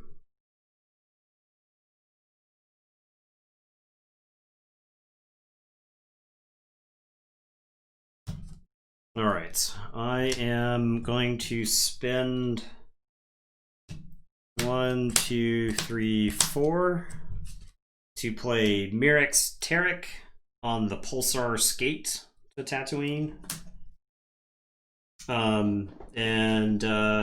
So it lets you add the ability of one of your unique smugglers to a Kessel run, which doesn't really matter as much here. But she adds 2 to the power of anything she pilots. And it's immune to attrition less than 5 while she's here.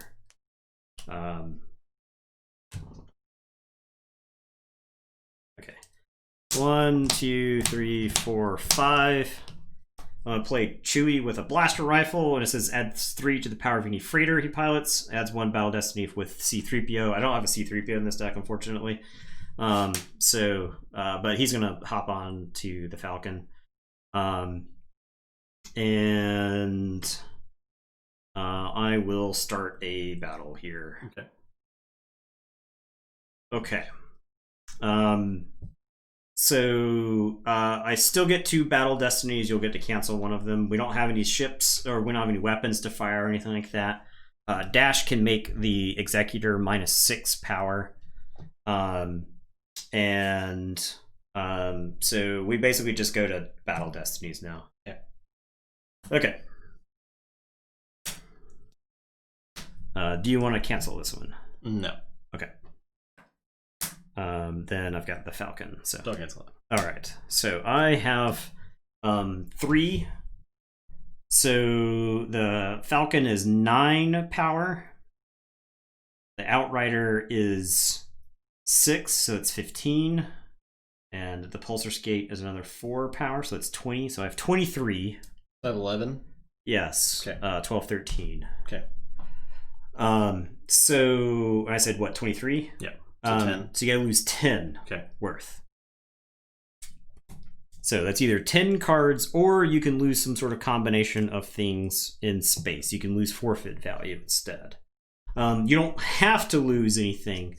I won the fight. You only had 2 attrition. This is immune to attrition less than 5. This is immune to attrition less than 4. This is immune to attrition less than 5. So none of my characters have to die from space. Okay.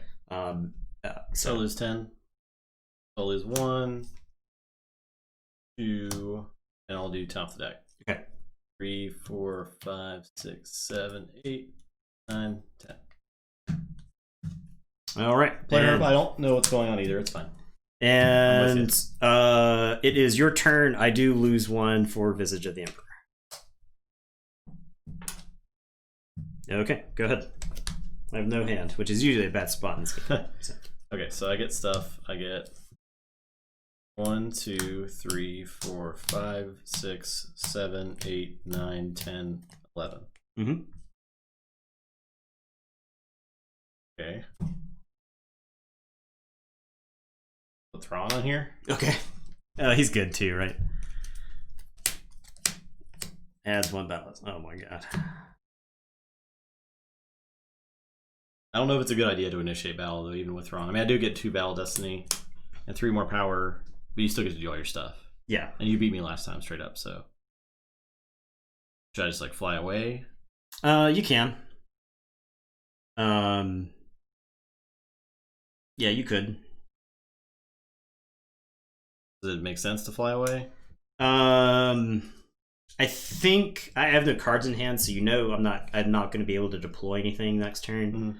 Mm-hmm. If you make me lose anything from the site, then it gets harder for me to fight you on the following turn. So I don't think it's like an awful idea to start combat. Because I can make people, because I get 2 battle destiny and you're not canceling any of them, right? Correct. You get to cancel 1 of mine. Okay. So. All right. Yeah, I'll do it. So it's free. Yep. Okay. I will make the Executor -6 power with the Outrider. And then it's just battle destiny time, I think. Unless you got anything else. So he adds 1 battle destiny and 3 power. Yes. While no other admiral and no star cruiser on table, your admiral's order is just placed and used from the table and taken in the hand instead. Yeah, so admiral orders were a card that was a card type that was added later on. Okay. I don't think there's any admiral orders in that deck. So. Do I draw first, or you? Yeah, I think you draw first. 6. Ooh, that's bad. Okay. I have a 4. I'll cancel the 4. Okay. And a 1. I have a 3. So that is actually 8. Sorry, that's actually 9. Yes. Because Vader adds 1 to each of them. And I have 3 here. Okay, so I have 9, 15, 19, 22. I have 23. Okay, so my attrition is going to cover the losses.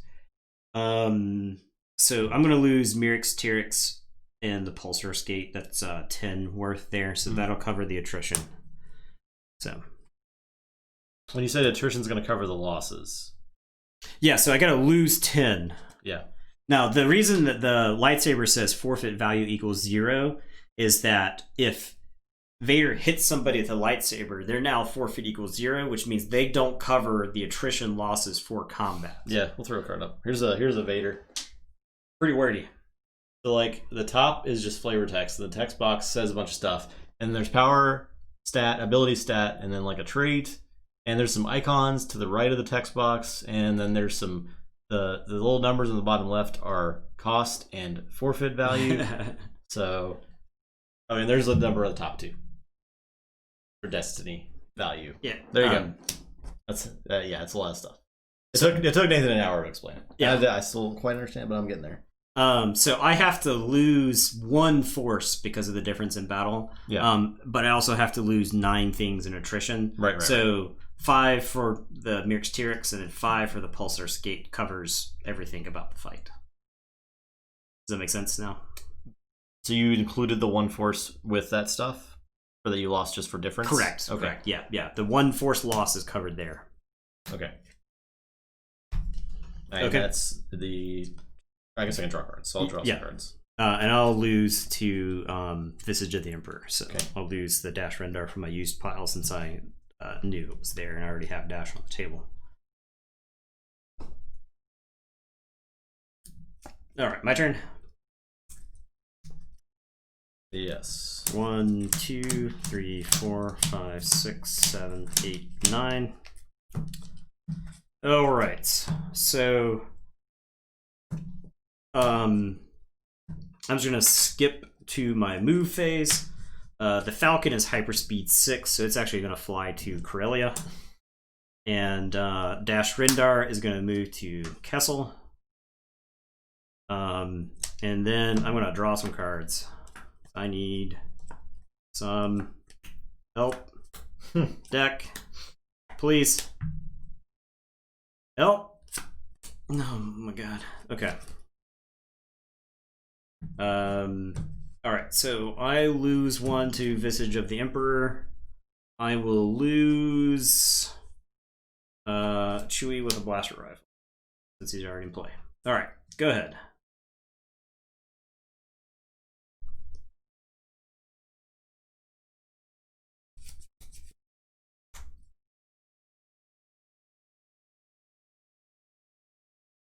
Alright, so my turn.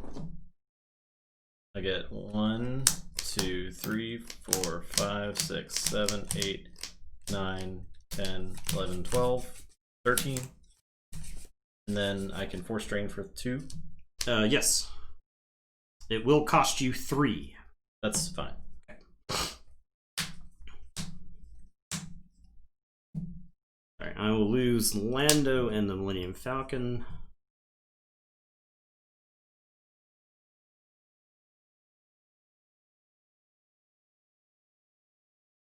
I'll lose Wolfine Han.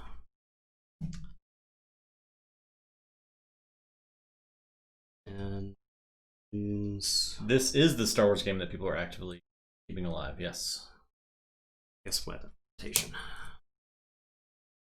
This is the one. The one and only. Alright. Go ahead. And I can see why. It's like this is meant to just be Star Wars in every possible way. Yeah. The good and the bad. Yeah. Alright, so I got the Mara Jade. Do I just like put her somewhere? Yeah, she can take care of herself in combat for the most part. You can usually just kind of deploy her to a site and she'll be relatively safe.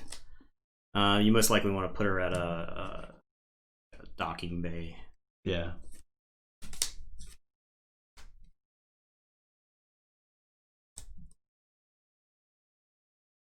You could like deploy her here and then move her over so that you can force drain for 2 there. Okay. Why can't I play her? Oh, never mind. So it's not. You can actually deploy her there. Yeah. Is there? Why wouldn't I do? You can. Okay. Yeah. That's 5. 2, 3, 4, 5. Okay. Do you have her lightsaber? I don't, but I can go try to find it. Yeah, so you can actually. Her ability, I think, is only once per game. Okay. once per game, may deploy a weapon from on her. Oh, so I could like look for a docking bay. Yeah, so you can look for a docking bay to see if it's there. It is not. Okay.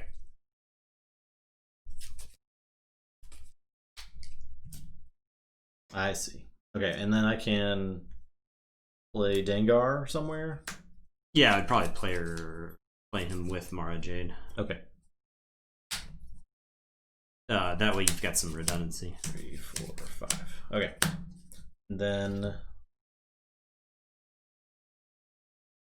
I mean, I could fly to try to blow up Dash Rendar, right? Yes, yeah. We end up in we'd start playing the Benny Hill music basically.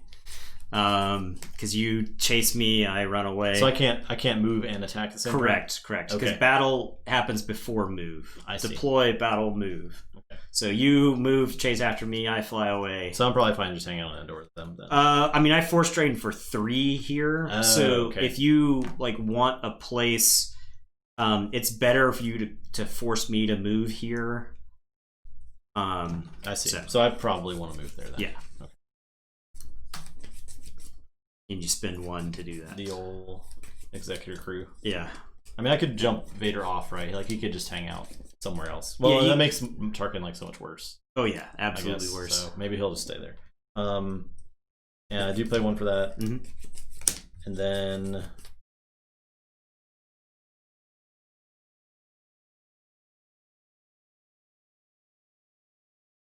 I guess I will draw cards. And that is it. So you drain nothing? Yep, sure do.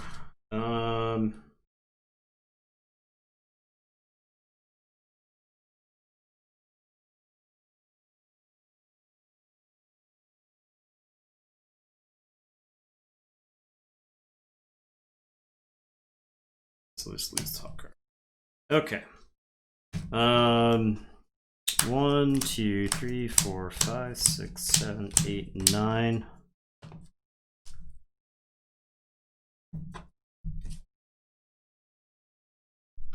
I flipped this a long time ago. As long as I occupy 2 battlegrounds with smugglers, this card flips. So I'll flip it right now.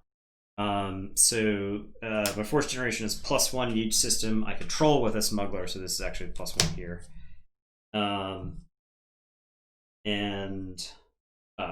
Another important thing is your force generation at non-battlegrounds is limited to 1. Okay, so that just lose 1 basically. Yeah, so this is 1, this is 1, and so on. Okay. All right. I will spend the 3 to force drain here for 1.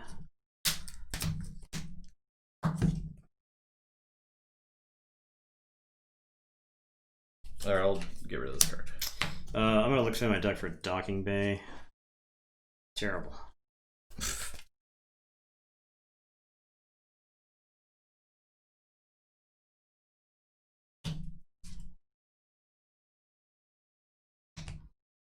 Yep.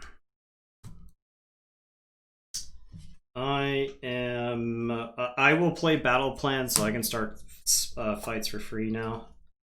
I will spend 1, 2.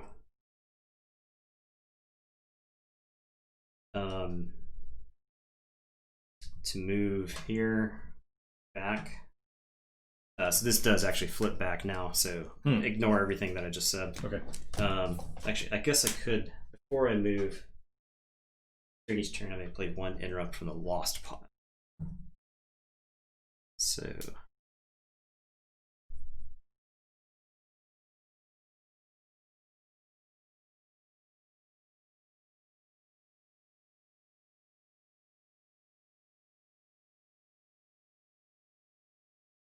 No, okay.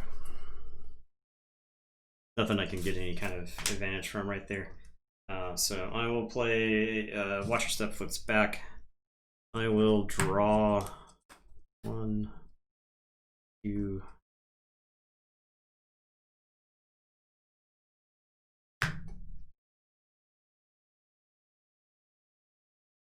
Taking absolute beating this game. 3. 4, 5. Okay. All right, I gotta lose one. I will lose Milos to the Visage of the Emperor. Okay. That's your turn. 1, 2, 3, 4, 5, 6, 7, 8, 9, 10, 11, 12, 13. Okay. I can drain you for 1 there. Yes.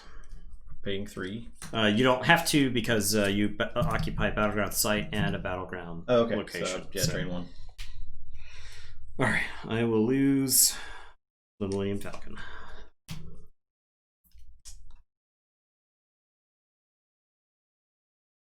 I can play this Tyrant. I was thinking playing it at Corellia.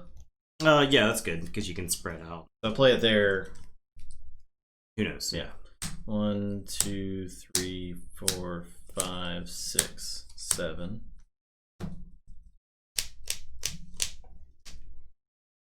I can search for a battleground. No more Jade Sabers in there. Is Emperor in the deck?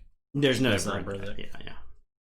I have an Emperor, but you have to like play Force Lightning and some other stuff for him to be good, and I don't think there's enough room in that deck to shoehorn that in there.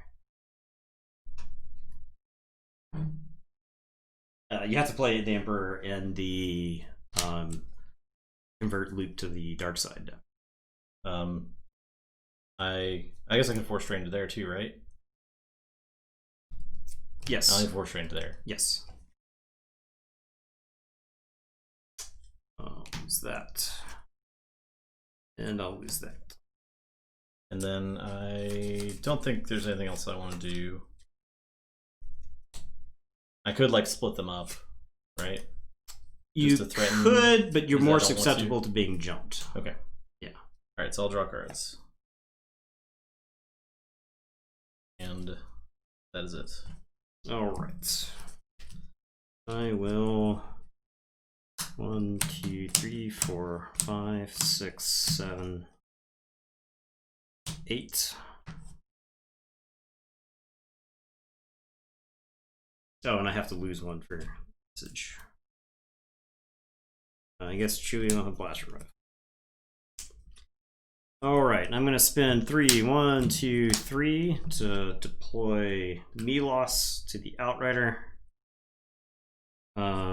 I will spend 2, 1, 2, fly over to here. And I will draw one. That's it. Go ahead.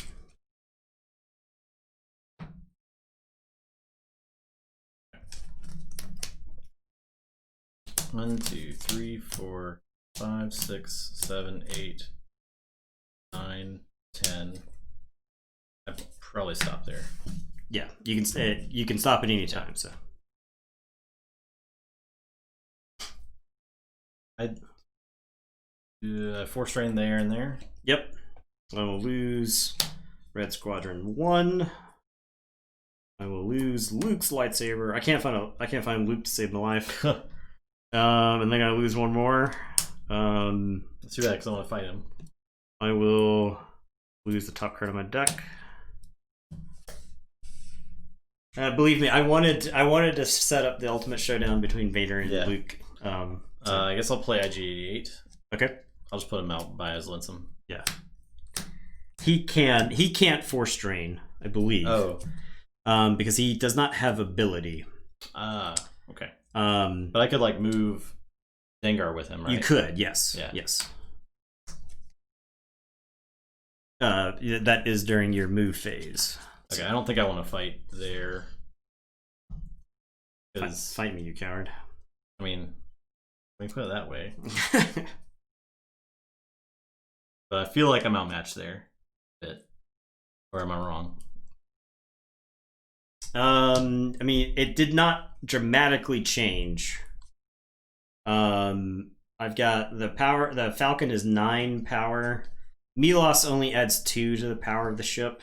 I do get to subtract 8 from the Executor with the Outrider. That's a lot. So it'd be 4, 5, 6, 7, 8, 9, 10, 12 total. You get 2 destinies. You get destiny. to cancel one of mine. I have 2 destinies. I can use Han. I do have 2 force left over, so I can use Han to cancel your destiny and redraw. Yeah, I don't like them odds, so I'll move the Executor. Okay. And I'll move Dengar. Okay, it's 1 each. Oh yeah.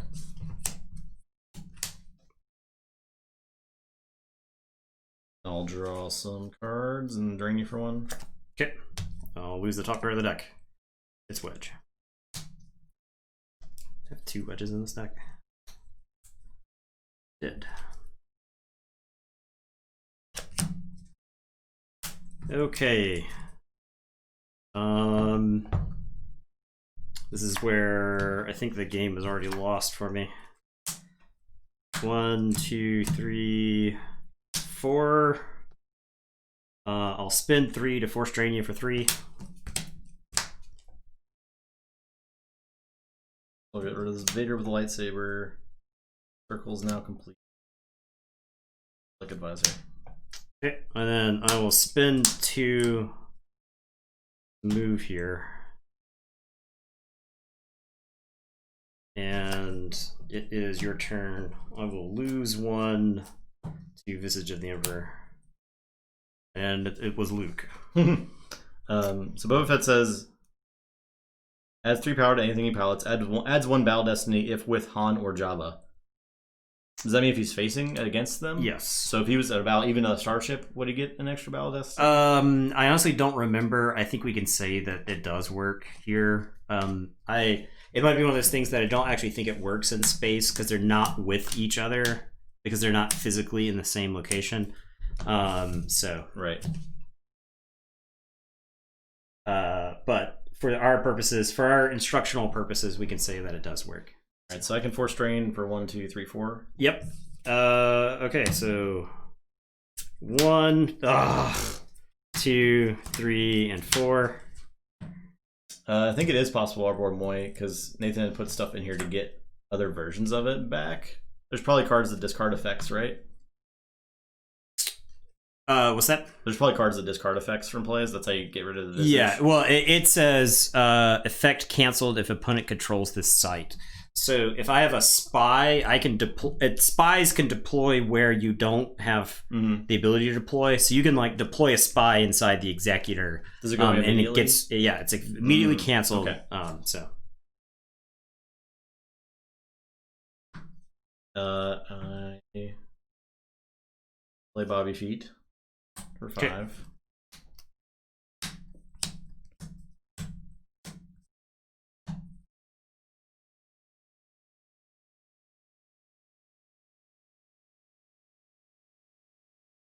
So are we playing that as me drawing 3? Yeah. Okay. So I guess I'll initiate a battle. Sure. So this card doesn't do anything now because I only have 2. But I have this interrupt in my hand that says if Han and Chewie are in a battle together, add 2 battle destiny. So I wanted you have 2 cards in the deck. Yeah, I'm only drawing 2 as it is. I would have been drawing 4 battle destiny. Since you chose not to fight there, I had this in my hand. Then I really wanted you to fight. Then because I would have gotten 4 battle. That's why you tried to call me out, call me a coward. Yeah, I did. Yes, I did call you a coward. Anyway, so I'm not playing this card now. I only get 2 battle destiny. So I draw first. Yeah, not from your use force pile. You draw from your. Okay. I have a 5. I'll cancel that. And a 1. So I think this is the game here. Yeah. God. Okay. Yeah, more than likely dead. I can probably lose. I have like 1,000 forfeit value here, but I'd probably lose the fight here. Executor's -8, right? Yes. The Outrider makes the Executor -8.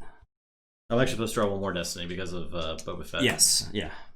There's 1 more. Okay, but Vader adds 1 to each of those. So you had 11, 14. Good lord. 11.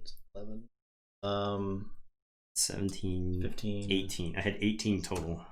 15, 25, or 26, 28.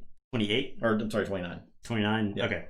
So I lost by a bunch there. I will end up losing the game. I will end up losing the game to Visage of the Emperor before I lose to anything else. So, and that's the game right there. Okay. So, yeah. I could never locate Luke to go fight people. Luke was hanging around in the deck. Could not be bothered to show up and fight. You remember that pretty hard to win with light side with the first 2 or 3 sets, or I was really bad deck building. I think the light side was much worse in this game. I think there were I think the Jedi training deck is really good. And then honestly, that was why the cheese decks were so popular with the light side. Because that's the only way they could win. Yeah, you could because like the Executor was stupid. Vader and Tarkin together were really stupid. So you could build. There was a totally viable deck where you occupied Cloud City with walkers, because there were some Cloud City locations that were exterior locations, so you could actually play the AT-ATs on the outside of Cloud City, which like boggles the mind. But yeah, so there you go. That's Star Wars, the CCG. So I mean, once you get into the game, you can see the flow of the game is a lot more natural than the esoteric surface. It's a game that if it was redesigned, I think it would work really well. Yeah, and you could cut a lot of fat. There's like a lot of fat to be trimmed in this game. Yes. And there's so much that like it looks like it was designed and then like they try to layer stuff. Yeah. So on top this of the design. This is classic. Game design has moved so much since this game originally came out. Mm-hmm. Okay, just design in general, right? The way this game is not modular, right, in any kind of way, and I think that part of the reason why the LCG never found the home that it did was in some small part due to this game. Well, like, also compare the LCG to the theme of this game. Like, this game does feel like stuff's happening in a Star Wars universe. Yeah. The LCG doesn't necessarily feel like that. Right. It's just you're playing your Star Wars deck against your opponent's Star Wars deck. There's like a loose theme going on, but it really is not very theme heavy. Yeah, but I would say the difference is like the Star Destroyers in that game can fight Jedis. Yeah. Whereas in this game, the Star Destroyers just truck around in space doing whatever they want.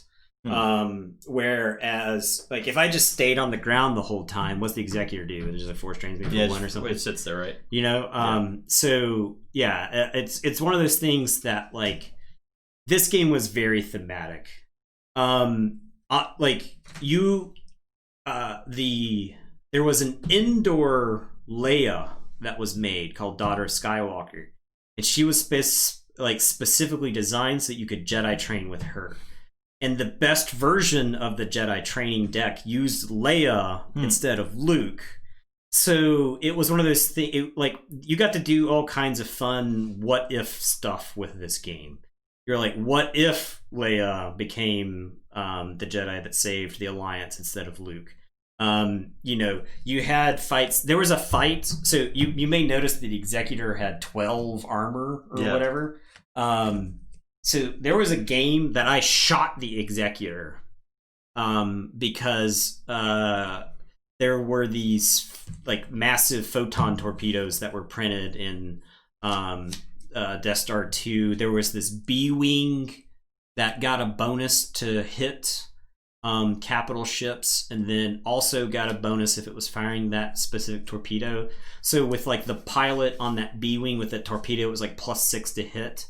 And so somebody tried to jump me with the Executor, and I played Star Destroyer, so I got the 7 to put on top of my deck, and so I fired the proton torpedo and just like took out the Executor in one like key shot and blew it up. And so everything on the Executor died. Yeah. So like in that battle where you had like Thrawn, Tarkin, Vader, they would all just die if I shot the executor. Right. You know, so you had like this game was filled with so many like awesome epic moments, and you could like build and tailor your deck to create those, and that's why this game had the appeal that it did. So like, and that's why I think that if this game, like I said, was redesigned with some balance in mind, and because like as cool as like these are, they're way too complicated, and like, well, yeah.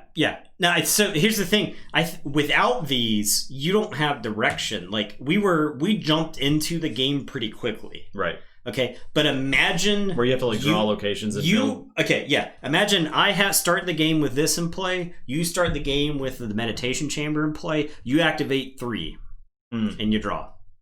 And I go activate 2, and I draw.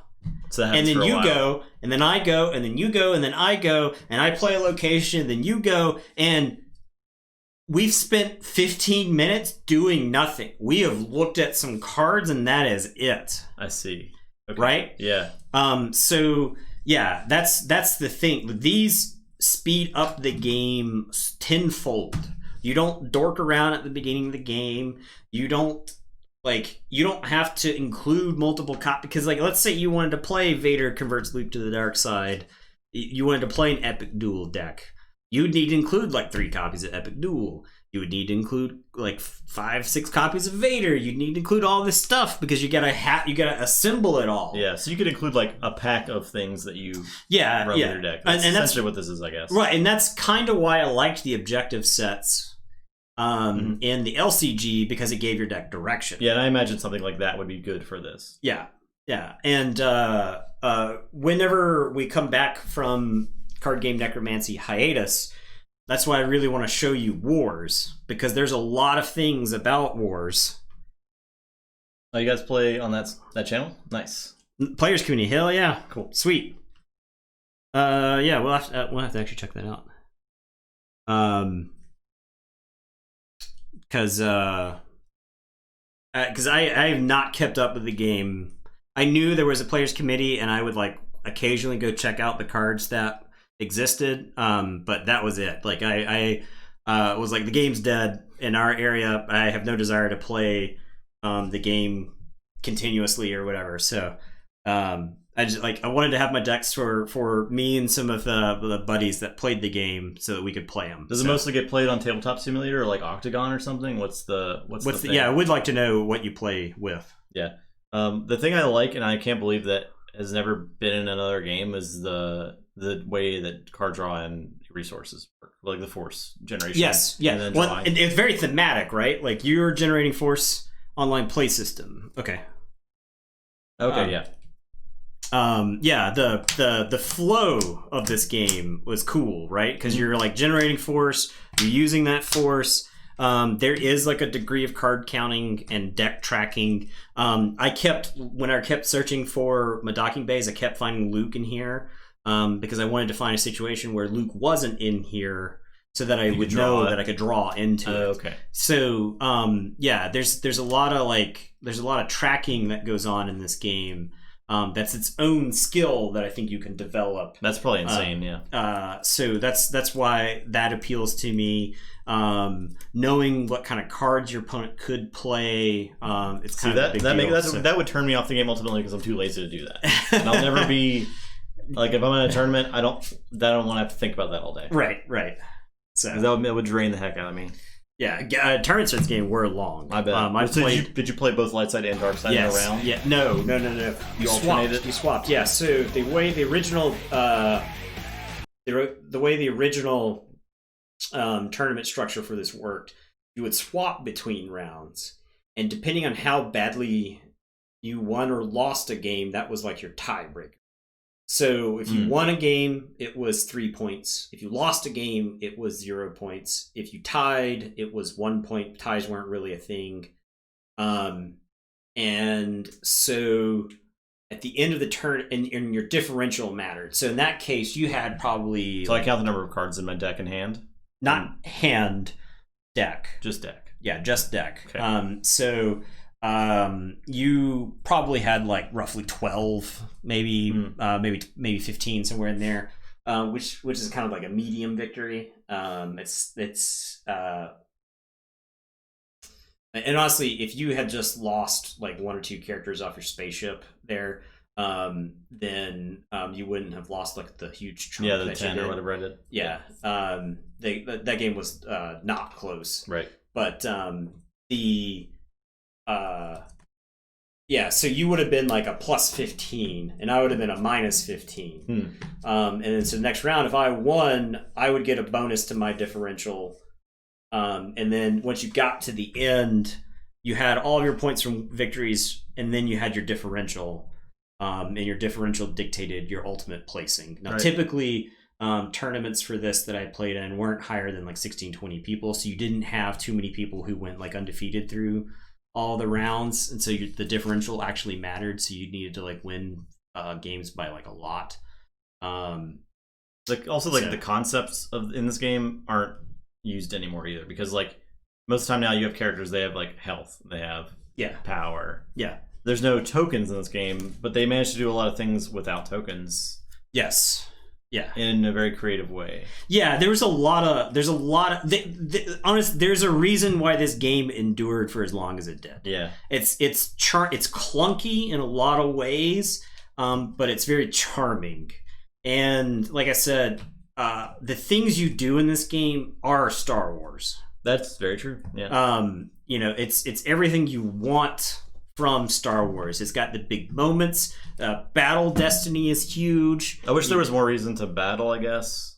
Yeah, so that's one of those where it's like I really want to explore wars, because I think it solved a lot of the problems of Star Wars. It just involved like potato tentacle dudes that lived around Jupiter. Okay. And you had giant anime robots on Mars. And then you had like people who were like a cross between the Zerg and the Starship Troopers movie bugs. You had like this sci-fi setting. I'm assuming it wasn't as bloated as Star Wars. Right. But you have no connection to characters because you have. Like, oh man, in this you're like, oh man, Luke and Han on the Falcon destroyed X-Actor. That was totally awesome. And there you're like, my bug man killed your ship. It's like you've got like this named bug person that there might be 6 pages of fluff for. 6 pages. Yeah, because they were trying to build this universe. Oh, okay. They hired Michael Stackpole, who was the guy, I think I mentioned this before, but he was the guy who wrote the Battletech novels that I really enjoyed as a kid. He helped create the lore for this game. So you're saying if Wars had come out as Star Wars CCG V2, it would have been successful? Yes. Yeah. If they had trimmed it down. But they lost Star Wars by then, right? License. Yeah. You still had systems, you still had ships, you still had vehicles, you still had characters, but a lot of that stuff was simplified. Your vehicles and characters were just different types of units. And so it was much more simplified. The weapons actually made sense. The reason you don't see any non-unique weapons in these decks, for the most part, is because non-unique weapons in this game were horseshit. Okay. They were bad. Yeah. If I shot you with a blaster, you were just hit and you would die at the end of combat. Okay? But you could still be forfeited to attrition. You could still be forfeited to cover the cost of losing a battle. That's why the lightsabers were so good, and named weapons were really good, because it made people forfeit equals 0, which meant they couldn't cover attrition and they couldn't cover battle losses. Okay. So weapons were in that game. Weapons always made you hit. Every single one of them did. So they were like actually useful. And they actually had some interesting things for sites where you had what were known as like encampments, which were just generic locations. They weren't named locations. And there's generic locations in this game too, but they're much less useful because it's just kind of a play. It's like literally just like a forest somewhere that you could play, and it had like restrictions where you could play forest. You can't play a forest on Tatooine, for instance. Anyway, so encampments you could put on your location to increase the amount of generation that you had. Okay. So you didn't have to spread out. You could actually like focus stuff up, and you could make cross factions because, like I said, I think there were 4 or 5 factions in that game. It's like Bug Dudes, Smuggler, Mars. There was at least 5 factions. There may have been 6. But you could play cross factions in that game. But it had like the Lord of the Rings things where you had to like spot stuff, or the Warhammer Invasion, Where you pay the difference. Well, no, you couldn't pay the difference. You had to see the location that had the symbol on it. So you had to include encampments from your other faction that you wanted to play as well. Because you need to draw them through the game and play them out there. Okay. It did get rid of objectives. Objectives were not a part of that game. You had a starting location. Okay. So you still had to make your deck, build it in such a way that you would draw. I mean, I kind of like that. Yeah, even if it makes for some like dead turns, there's some like building turns. Yeah, there's definitely build up in the game. Yeah. I still think one of the major problems is just the ganking, because you just it's so hard to commit stuff to the table, because it just ends up typically like stuff come flying out of the hand, and then stuff shows up, kills it, stuff shows up, kills that, and you go back and forth, until somebody eventually runs out of cards. I can see that. So it's that to me was always like only okay. It was never great feeling. It didn't like sit down and like really square off against each other. So all right, well, there you go. That's it. Concludes Star Wars the card game. Yeah, I mean collectible card game, not the card game. Not that. It was definitely my favorite of the Star Wars games I played. Yeah. I love the LCG in its own way, but this was my first card game. I am not the card game player that I am today without this game. I would not play it. I wouldn't play it now. I wouldn't have played it then. But I appreciate the things it's doing a lot. Right. Especially because it came out in 1995. Yeah.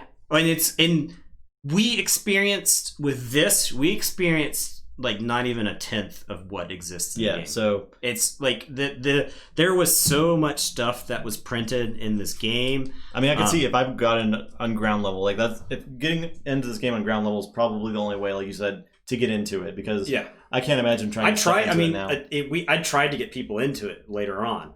I did try when I was probably like 15 or so. Sean tried to get me into it. Yeah, and tried to teach me how to play, and I was sitting there like, yep, there's a lot of stuff going on. Pretty much just like it was today. Yeah, and he did not do a good job of explaining. I probably tried to learn it 2 or 3 times. Yeah, I believe you. And it didn't ever stick. Right. I wouldn't know where to begin deck building or anything like that. Yeah, it's you basically pick an objective and then go. Yeah. They included this concept called defensive shields later on, which was like a side deck that basically set off and play because there were so many problematic cards in the game, and the game didn't want to outright ban cards. It would force you to play cards that canceled other cards.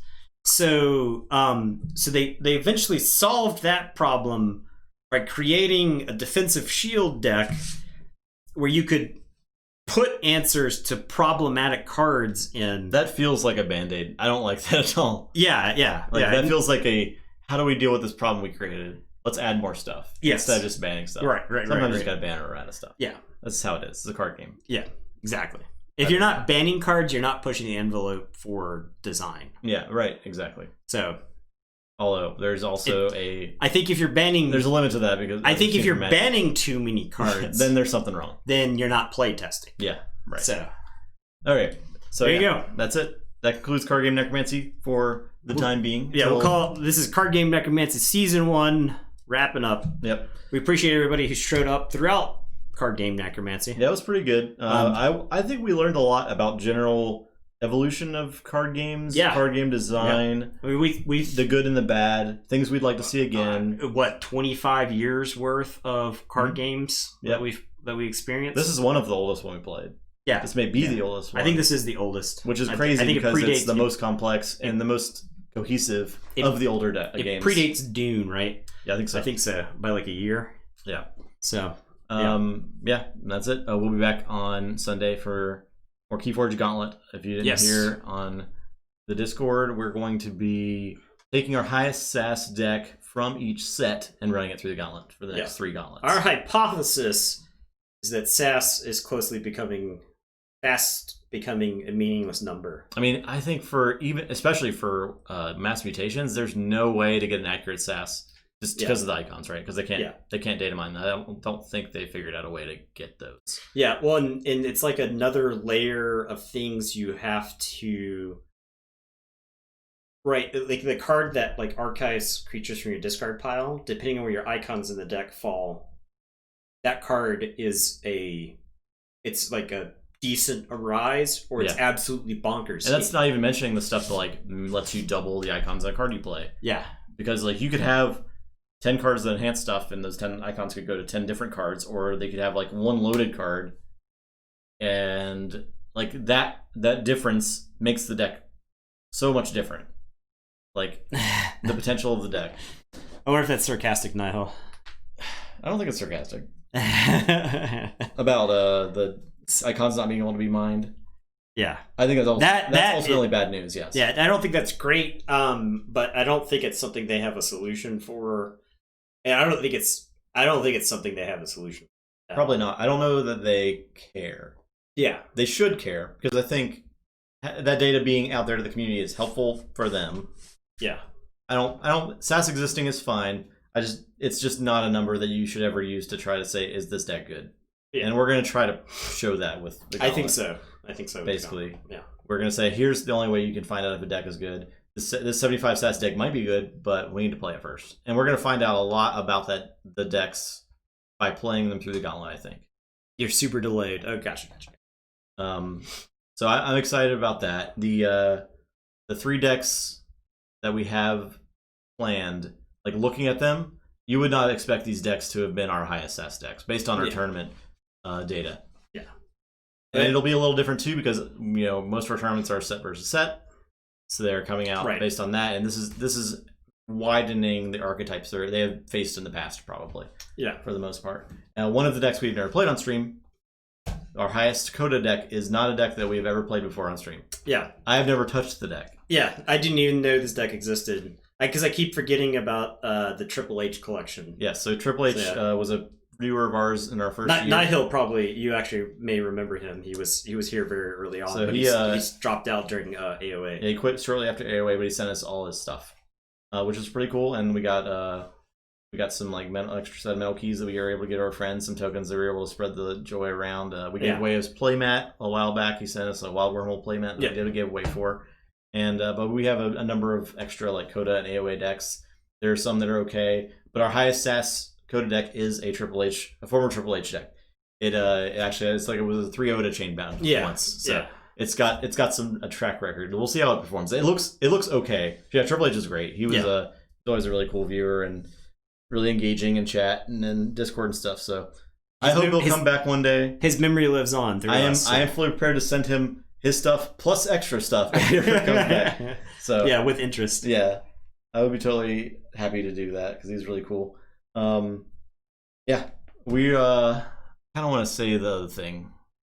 The other thing. Because I think I can finally say something. We're at the point where it's based not like 100% guaranteed, but pretty close to guaranteed.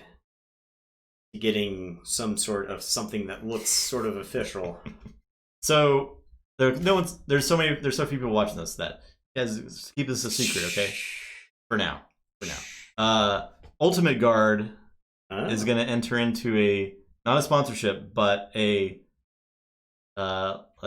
product sharing with us. Yeah, and we will then share said product with you. Yes. So we will have Ultimate Guard sleeves and maybe some like deck boxes to give away in the near future. Yeah. Exciting stuff. So I've been working on this for a long time. The COVID put a very large wrench in this. Yeah. Because it was supposed to happen several months ago. Yeah. But hopefully we're gonna be able to get a lot of stuff before Mass Mutations comes out. Yeah. Which is really cool. Yeah. It's something that is like a footstep towards something that looks like sponsorship, which is something that I didn't even think we would ever get close to with this stream. So I think that's pretty cool. It is. So. It's very cool. We'll have definitely some sleeves to give away. Some sweet katana sleeves, which we've always been a fan of. Right. We speak very highly of katana sleeves. Because they're good. Very good sleeves. We play a lot of card games, so and that was, a lot of sleeves. And that was before we were entertaining any sort of like product sharing with them. So, there you go. All right. So you heard it here first. Ultimate Guard, thumbs up. Yep. Very cool dudes and ladies. So yeah. All right. Well, that's our stream. Eddie is very out. asleep. What is he doing? He's so asleep. He's not even close to his bed. I think I woke him up talking about him. Oh no, he's not awake. That's a fake. That's a fake awake. Yeah. All right. Everyone have a great. Are you looking at me? Now he does. Okay. Now he knows. He knows when we start saying like bye. Yeah. In stream. Goodbye. Goodbye, Eddie. Goodbye. He knows. All right. See you guys later. Everyone have goodbye. A great weekend. Bye, everybody. Come back Sunday for more Gauntlet. For Gauntlet. Yeah, I'm excited for Gauntlet. We'll be doing more Keyforge. Okay. Goodbye. Bye.